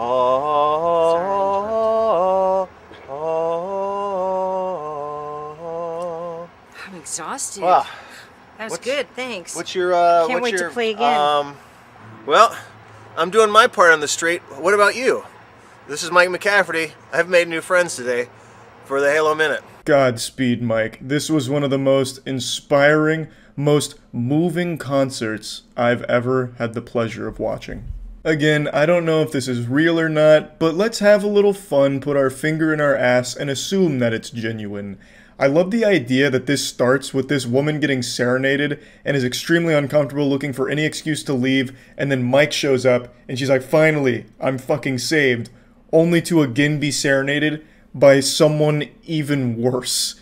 So she goes from like the mini boss to the raid boss of Mike, and then it ends with her leaving with the first guy that she wanted to be saved from. So she realized like, wow, you know, I guess this guy, the first guy, wasn't so bad when there's dudes like Mike out there in this parking lot. I'll just leave with you, let's go. But unfortunately for our protagonist, the Halo theme did not get him laid. But anyway, that's about it. So yeah. Spider-Man Training Studio. We're gonna learn my favorite Spider-Man. You're not Tom Holland. The Venom Vanquisher and the Clob. Spider-Man! What are you doing in my living room? Glad you asked. Burglarizing. Bioengineered spider ate the evil thugs that terrorize the city. Kids, think about this. Why would a superhero be recruiting two ordinary kids? It's a trap. Shows you and her. You'll be home in plenty of time to set the table. Let's go. Don't go with him, kids. You're never going home again. Is this a bizarre movie? I don't know what this is, actually. I think it like he said in the beginning, it's supposed to be exercise and like combat make-believe, I guess, for LARPing. That was great. Nothing like web gliding to get the old juices flowing. Can you No juices around the kids, Spidey. Yeah. Web. Spider-Man recruited two kids to cook meth for him. That's what it looks like, yeah. We need to make the blue shit, kids. So let's start by warming up. Spread out your Spidey mat and make sure you have a safe area to play in. Everyone in chat got their Spidey mats out? Or window. You at home? Follow along. I'll do my own version of the torso twist. You can't be Spider-Man if you pull it. Now stretch out your arms. Jesus, just start kicking some ass. I didn't come here to limber up, Spidey. I came here to learn how to fight my alcoholic father. You had this as a kid? Did you really? Can you beat some serious ass now? Did Spidey teach you how to be a trained killer? Oh, that's a bulge. Ew, Spidey. Don't semi-chub. We'll get to that a little later. Ooh. Ew. Great. One of my patented moves. Place your feet on the sling footprint. Imagine being the actor doing this as Spider-Man. I'd feel nothing but shame. Hey, what's up, girl? I was the Spider-Man sporting a semi-chub for the children's workout video from 1998. You may have seen me. Kind of a big deal. Great. How do we sling webs? I know. Arms up like this. This is the position you'll use to. I've never seen this battle-ready stance. Awesome. Teach us the Spidey strikes. I feel so powerful. I know. We have to Can honk the tits up here, grab the nuts down here. Double threats. Oh hey, it's a Finger Family video. Or, well, not kids' YouTube video. Anyways, surprised it wasn't Elsa giving Spider-Man a blowjob. Ready? Okay. This is how the Navy SEALs train. Spring out of the west. Be ready for anything. I'm ready. Grab your Spidey striker and set it up with the target side in front of you. It's time to strike. Seem to have misplaced my Spidey striker. Now, battle ready. Striker like this. Oh! Ha! Dock knocker. Dock knocker. Yeah. Dock knocker. I wish I had a Spidey striker. My accuracy may be off and I'd never know it. The second punch is called the clobbling. It's one of my... Ooh, that's a good way of breaking your wrist real quick on someone's skull. Spidey's bulge is getting bigger every time the kid does a clobbling. Again. Yeah, don't look at his cock. That shit is getting engorged as the training goes along. Clobbling. Wow, is that a Spidey striker or a corn dog? Because you guys put some serious mustard on that one. Battle ready. It's a weird thing to say. The third strike is called the Venom. Whoa, is that a boner or am I just hard? Most powerful blast. Harness your Spidey strength and explode with a double punch to target 3 on your Double Spidey punch, striker. Jesus, alright. Sending the I gotta loosen up into the like this. Spidey combat stance. Ooh! Now you guys try. Venom Vanquisher. Harder. Venom Vanquisher. Ready. Venom Vanquisher.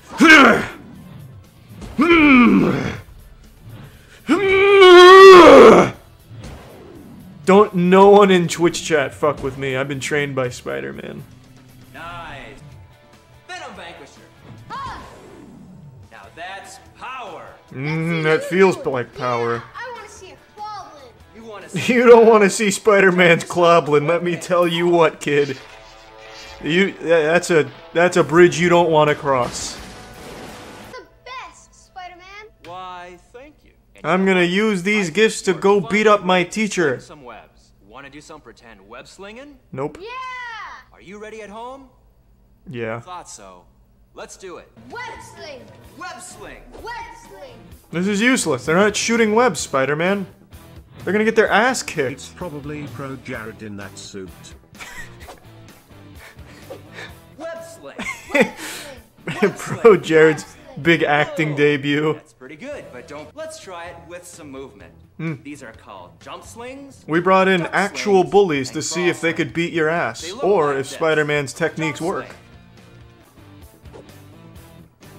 I've got a challenge for all those fitness YouTube douchebags. Can you get ripped by only doing the Spider-Man training workout? There's not a whole lot of resistance exercise here, but is it possible? Okay, you guys want to play a game to practice your new Spidey skills? First one to come loses. This is a game Cloblin. called Spidey Says. Good lord. How many techniques does he just give away for free? Well, I guess not for free since this was a VHS tape at one point. But even still, to reveal all of these secret techniques like this... Like this. Oh, here we go. Okay, I'm seeing a little cardio coming in. Some jump lunges, a little bit. You know it! Alright, sling stance. All together now? Let's One go. of those kids is gonna have a catastrophic injury, like a compound fracture on his ankle. Or it'll be a short flight. Spidey, are you alright? My Spidey sense is tingling. No, don't tingle. Not around the kids, Spidey. Need to web glide over there to see what he's. Once Spider-Man goes choplin, there's no going back. But now we got the boss battle, the raid boss of the training video. Can Spider-Man and the little champions take him on? Turn your Spidey striker around so you can see the face of Venom. No, he was hiding in plain sight the whole time. To catch him. No! You're doing great. The fuck, he's getting away! God, this fucking Venom. I'm not ducking. Sorry. I lose. Game over. Alright, he's coming this way. It's No. time to see if you have what it takes to be Spider-Man. I'll give you clues how to battle him. It's up to you to use what you've learned. I'm going freestyle. I'm jerking him off. Ah! Yo, not today, Venom. You have to web glide after him. Hurry! Ah! Fuck. Oh, God, he's getting away again. Spider-Man, you lazy prick. Fucking help me catch him. Give him a Venom Vanquisher. Hit your Spidey striker with full power. Oh, I know that one. Yeah! That got him. Oh, you little bitch. To the wall. Oh, hey, I became Spider-Man. You guys are fucking welcome. Since when does Venom drive? Seemed like he was even going the speed limit. Is Venom even a bad guy? But at least now I'm Spider-Man and really strong. That was cool. That was a good video. I want Venom to lick my pussy. That wasn't in the training video. What's the Rick Owens one? I don't know who Rick Owens is. But it does say it's filled with wonderful objects, which bodes well. Let me go to the bathroom first, though. Give me one sec. I was working with a dealer in New York who would send me images of sarcophaguses that were up for auction. Very creepy. Love to hear that. Love to hear that. That's the old household sarcophagus. This is so avant-garde. What was that? It's called Kneeling Youth, and it's a study, I believe, for a fountain that's encircled by these youths leaning over it. It's about introversion, introspection, narcissism. Well, this is my interpretation. This is one of the most pretentious things I've ever heard in my life. Is the whole house tour like this? That it creates. It's kind of severe and a little bit maudlin, a little bit melancholy, but also vaguely spiritual. When I am in... It's a statue of a tiny wiener guy. My man, you are looking too deep into it. I'm just gonna say it. You're going a little too far. You're flying close to the sun. School, and he used army blankets as a symbol of protection and insulation and isolation. The army surplus store was where I would get my original fabrics. I would make clothes. Every place I have, I cover with army blankets. When I What a work on weird interiors tradition. or furniture, I'm pretty much a reductivist. I don't think about domestic details that much. They feel a little fussy to me. So the domesticity in this apartment is pretty minimal. That's what I was thinking. When we were taking a brief tour, that's what popped into my head. I didn't think that you Philistines in the chat would have understood my critique if I had dropped it like that. But I also noticed immediately that there is almost no domesticity here. We're entering like this really almost serene place where you can really feel a lot of dichotomous, like clashing of cultures almost. And it takes a keen eye to really pick up on the subtle vicissitudes that are present here. And I really feel like the army blankets really help ground it again. Bring it back to that nice earth chakra. So I can really kind of understand where Rick's getting at here. And this little hidden supervillain compartment, I have no doubt will have no corpses. So I'm pretty excited. Rick's really got me hooked on this one. That's my closet. I don't have very many that was clothes. underwhelming. It's a little stack of t-shirts, Like a little coffin. stack of shorts for here. When I first put this place together 7 years ago, I wanted Italian rationalism. I wanted something kind of monastic, something kind of severe. I like the classical I get that feeling as well. tone, the travertine interior sets. I like Travertine, though, Rick, you're better than that. That's rather pedestrian, if you ask me. Why not a more exotic earth metal? Have you thought of marble, perhaps? been impressed by the skulls in Italian churches. This skull I got from a medical Who isn't, school after auction all? years ago, and I use it It's a as real human skull, memento then. mori, as a reminder Good, that all is vanity. That one day my skull is going to be on somebody else's desk. So seize the day, seize the moment. Rick, what world do you think we're living in? My man, no one's gonna be putting your skull on their desk. This isn't Mad Max. Like, we're not gonna be wearing your skin as a pelt when you're gone. Like, it's just not happening. Like, having a human skull on a mantle there, like, that's just not super average, I would argue. Like, you don't need to worry too much about that. Like, your skull's probably gonna stay in your $50,000 travertine coffin when the time comes. If the time comes. You look like a vampire. We could be seeing you for the next 500 years. I really don't know. But you don't need to worry too much about, like, your skull being owned by somebody else. Like, I can say with a high level of confidence it's not going to happen. The pistols are from my father's collection. He was a very conservative, kind of stridently moralist who I had a difficult relationship with. We used to be horrified, Mom and me, about having guns around the house, but now they are an affectionate reminder of him. And I like that the is terrifying. association That with is the that is kneeling horrifying. youth with the gym. The Italian futurist artist Giacomo Balla. They're very severe familiar with Giacomo. and yet kind of fantastic at the same time. Once again, I've got to say, how the fuck does everyone who makes, like, these pretentious pieces of furniture always have, like, a really bougie-ass name? Giacomo. Again, there's no Bobby Dipshit originals here. You know, you never have a piece by someone with just a very plain, ordinary, fucking normal name.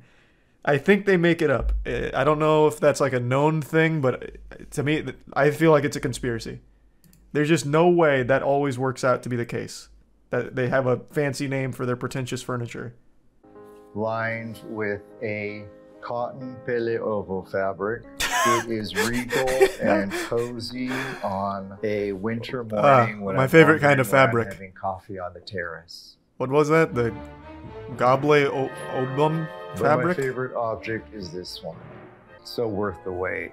We call her Liza. It's not a super after cool Liza sarcophagus, Minnelli. though. You could have gotten a better one, like the one Emotep was buried in for the Mummy movie. Became available a few years ago, and we entered into an agreement Holy to collaborate shit. with the family that was running it, and to turn it into an That is such a huge blazer. This man threw this on and immediately looks like fucking Slender Man or something. from our His whole brand is oversized everything. I don't know any Rick Owens designs. Let me take a peek real quick. Maybe that'll help me get like a feel for his refined palette. Holy shit, he's selling a leather funnel neck puffer coat for $4,915. This shit looks like what the Juggernaut wears in Modern Warfare 2. Look at this. Wow, you're right, it mainly is just like oversized everything. Super smart. Legitimately super smart. Take pre-existing clothes, set them to Wumbo. Christ, even the socks are oversized. Oh my god, the socks are $170. Pardon me? What in tarnation? Take a peek at this.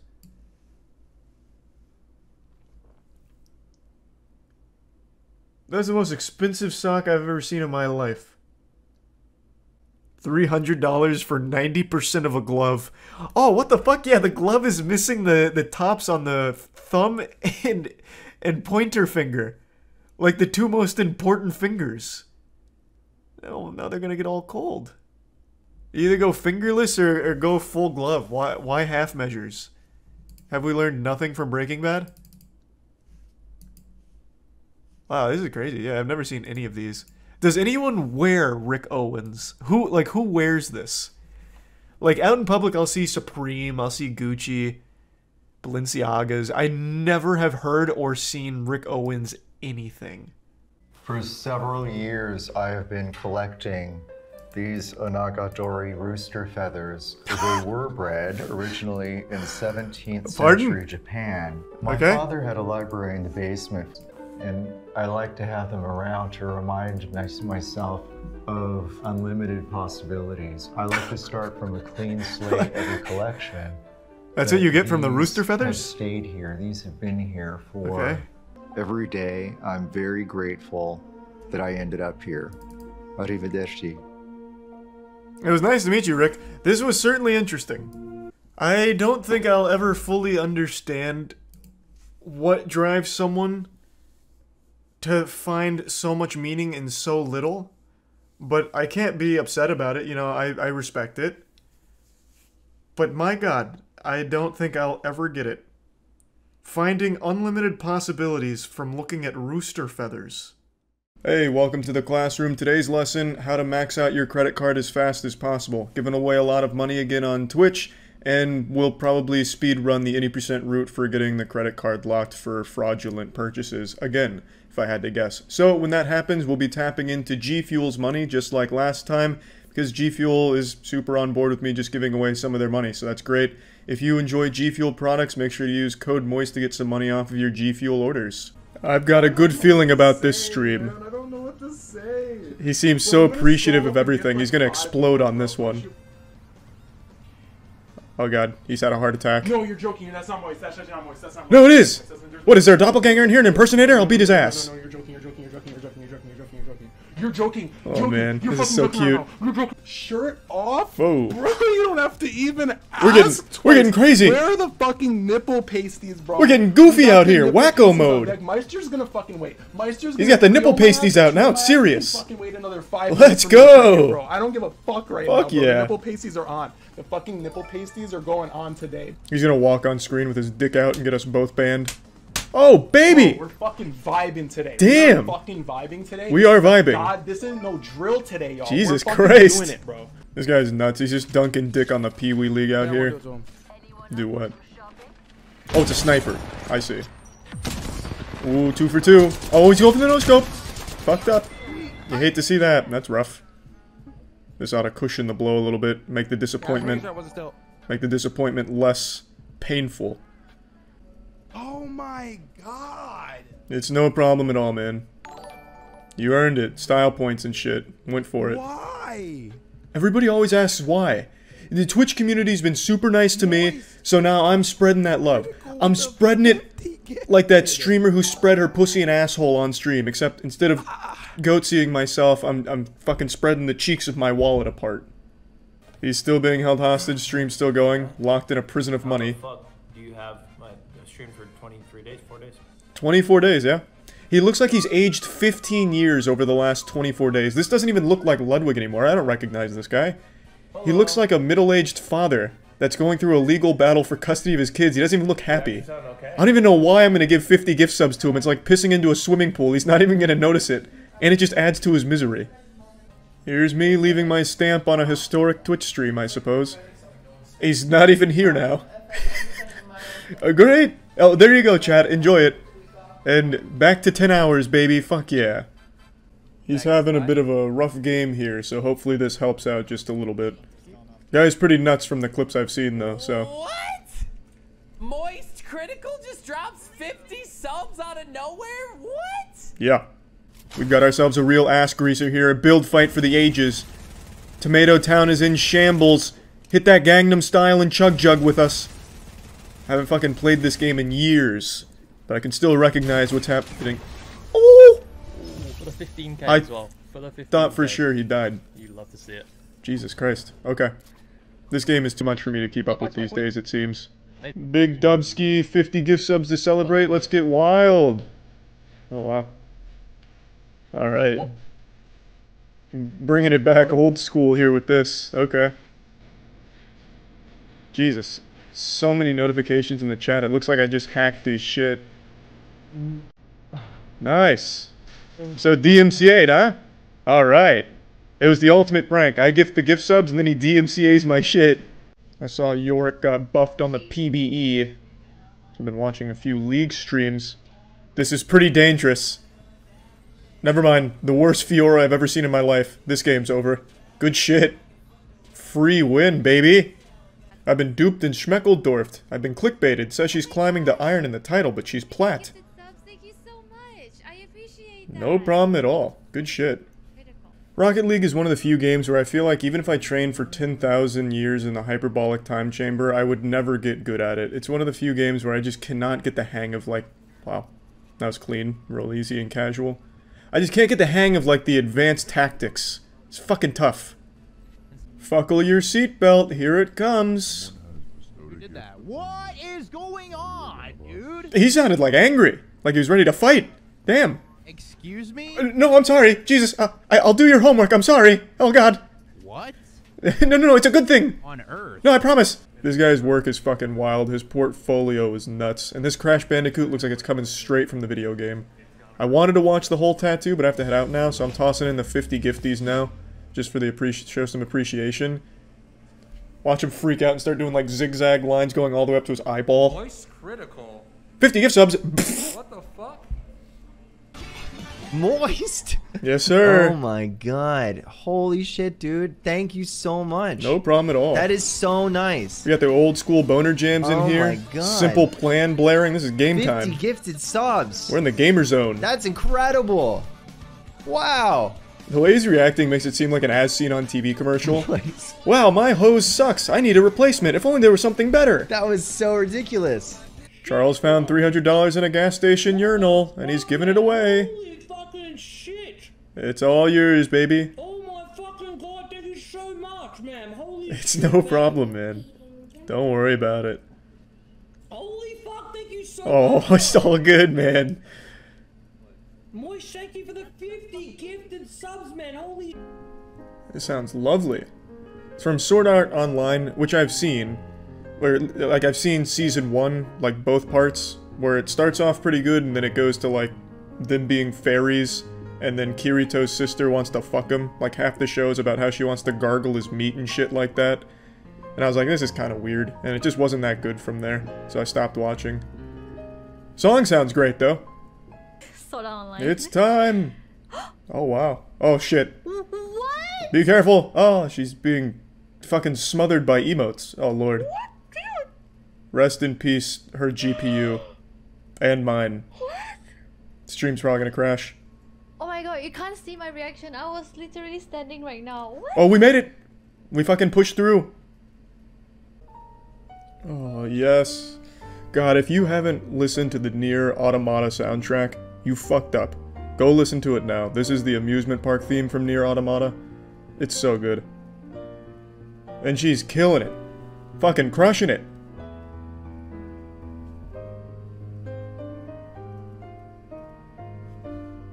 I still don't have a handle on this game yet. I haven't finished my undergraduate program of understanding Magic the Gathering yet, but I'm working on it. What I can tell you is this guy is getting absolutely fucking blasted by cards. His opponent's got like 40 cards tossed up there. He's got 3. Like, this shit is getting wacky.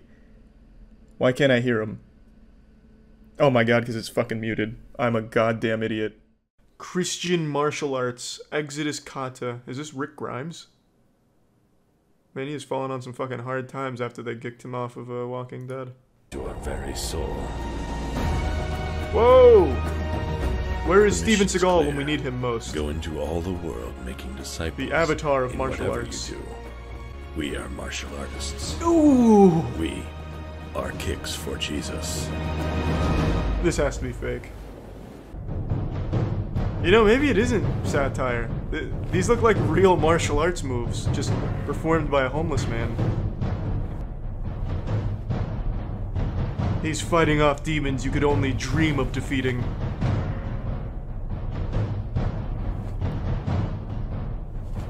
He's forgiving you of your sin right now. I would like to sign up for some courses, to be honest. Raised as an Egyptian, he learned the truth. They prayed for a martial artist.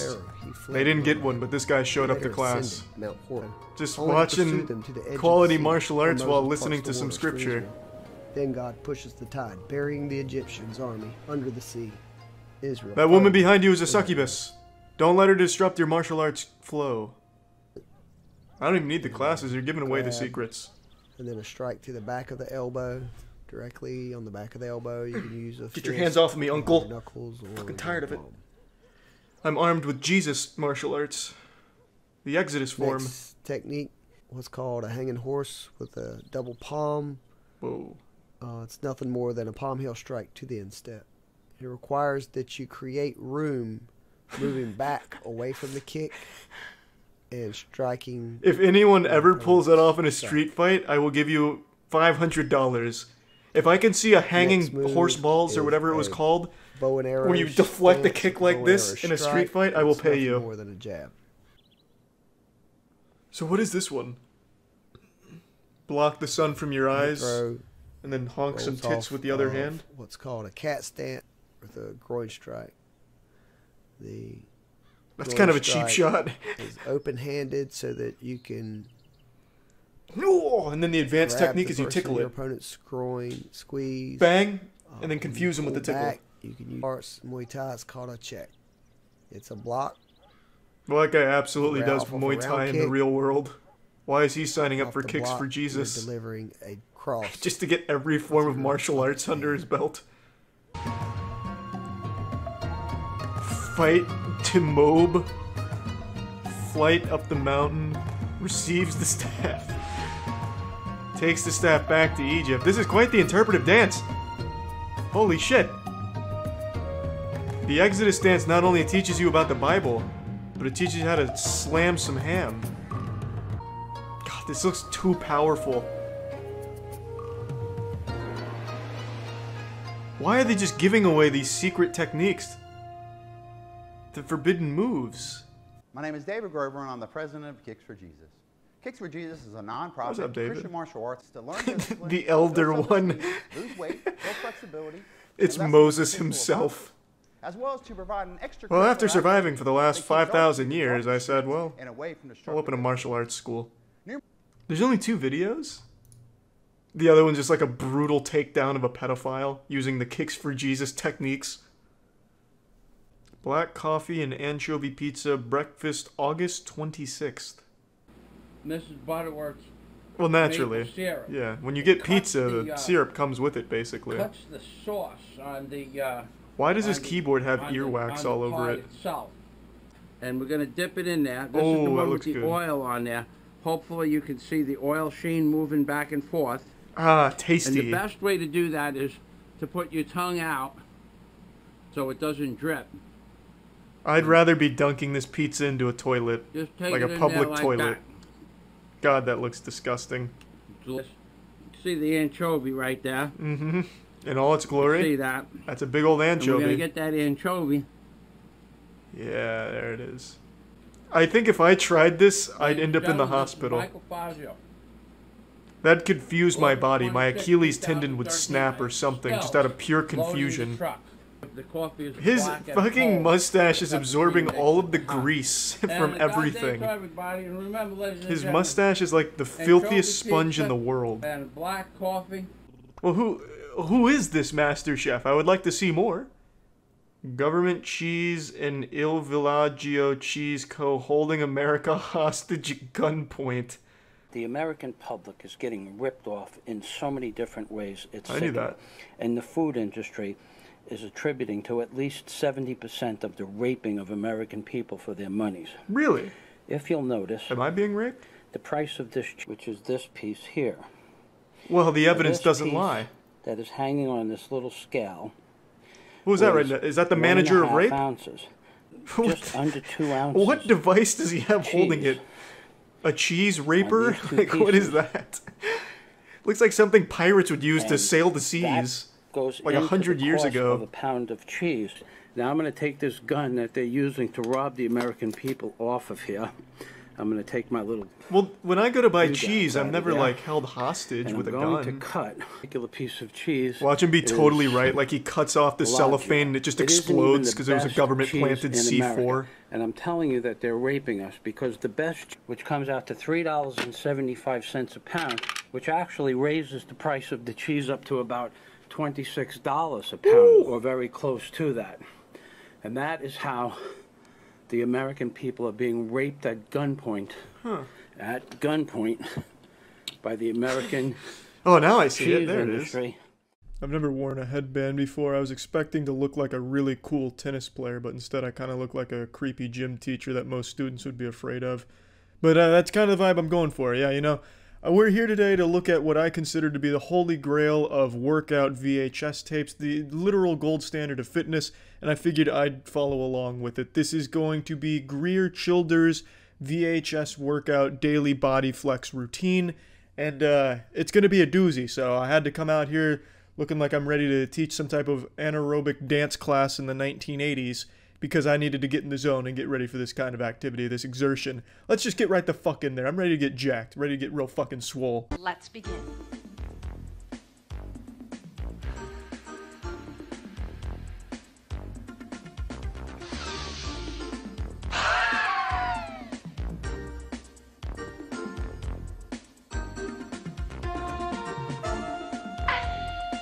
Textbook form there, Greer. Looks like you're about to vomit. I imagine that's probably what it looks like to your toilet if you're bulimic.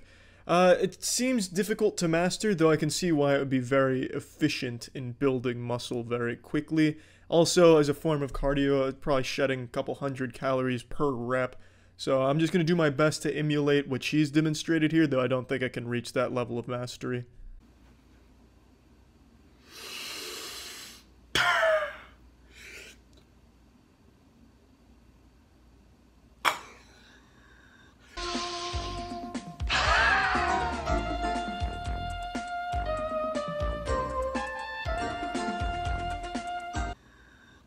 Move over, Belle Delphine.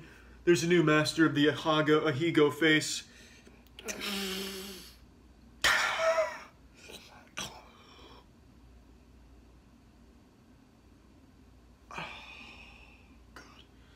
Feeling the burn already, baby.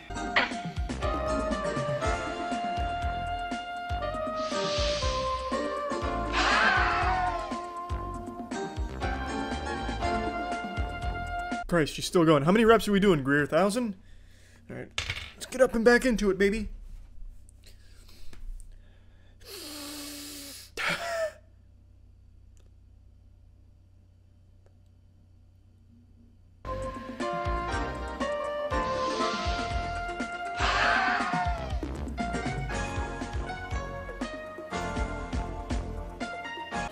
Okay, now the neck.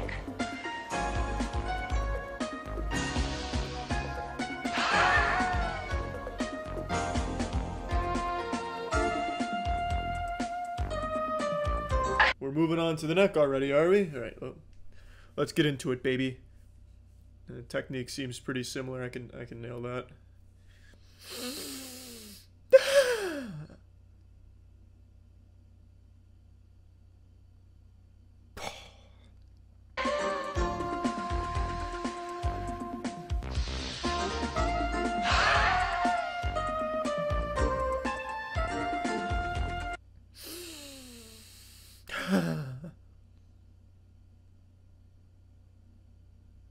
Oh, that's a good stretch. That's a good stretch.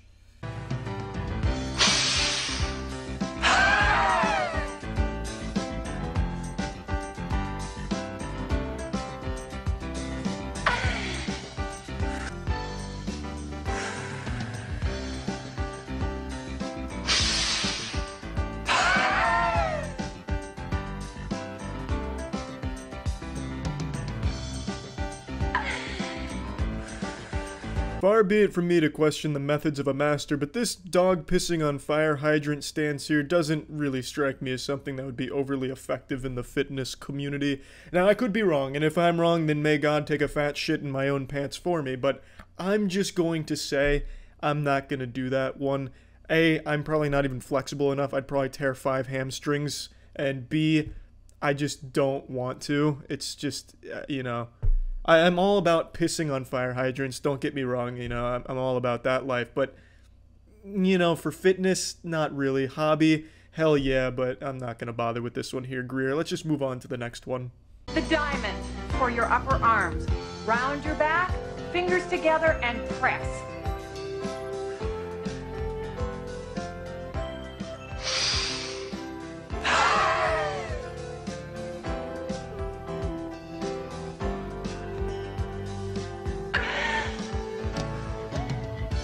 Now that's what I'm fucking jerking off about there, Greer. Now that is a technique. I know that one. That's the Shadow Clone Jutsu hand signals. I've seen that in Naruto. Alright, I'll follow along. She's out there making a fucking Kai Blast Dragon Ball Z style in her hands.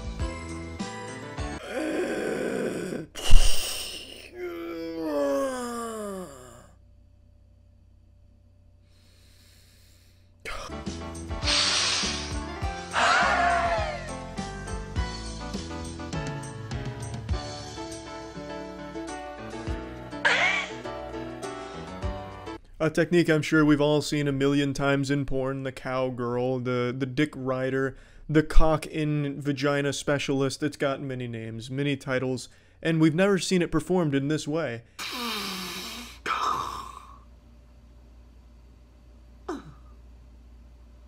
Oh, that's a good one, Greer. Yep, that felt great. Nice and limber now.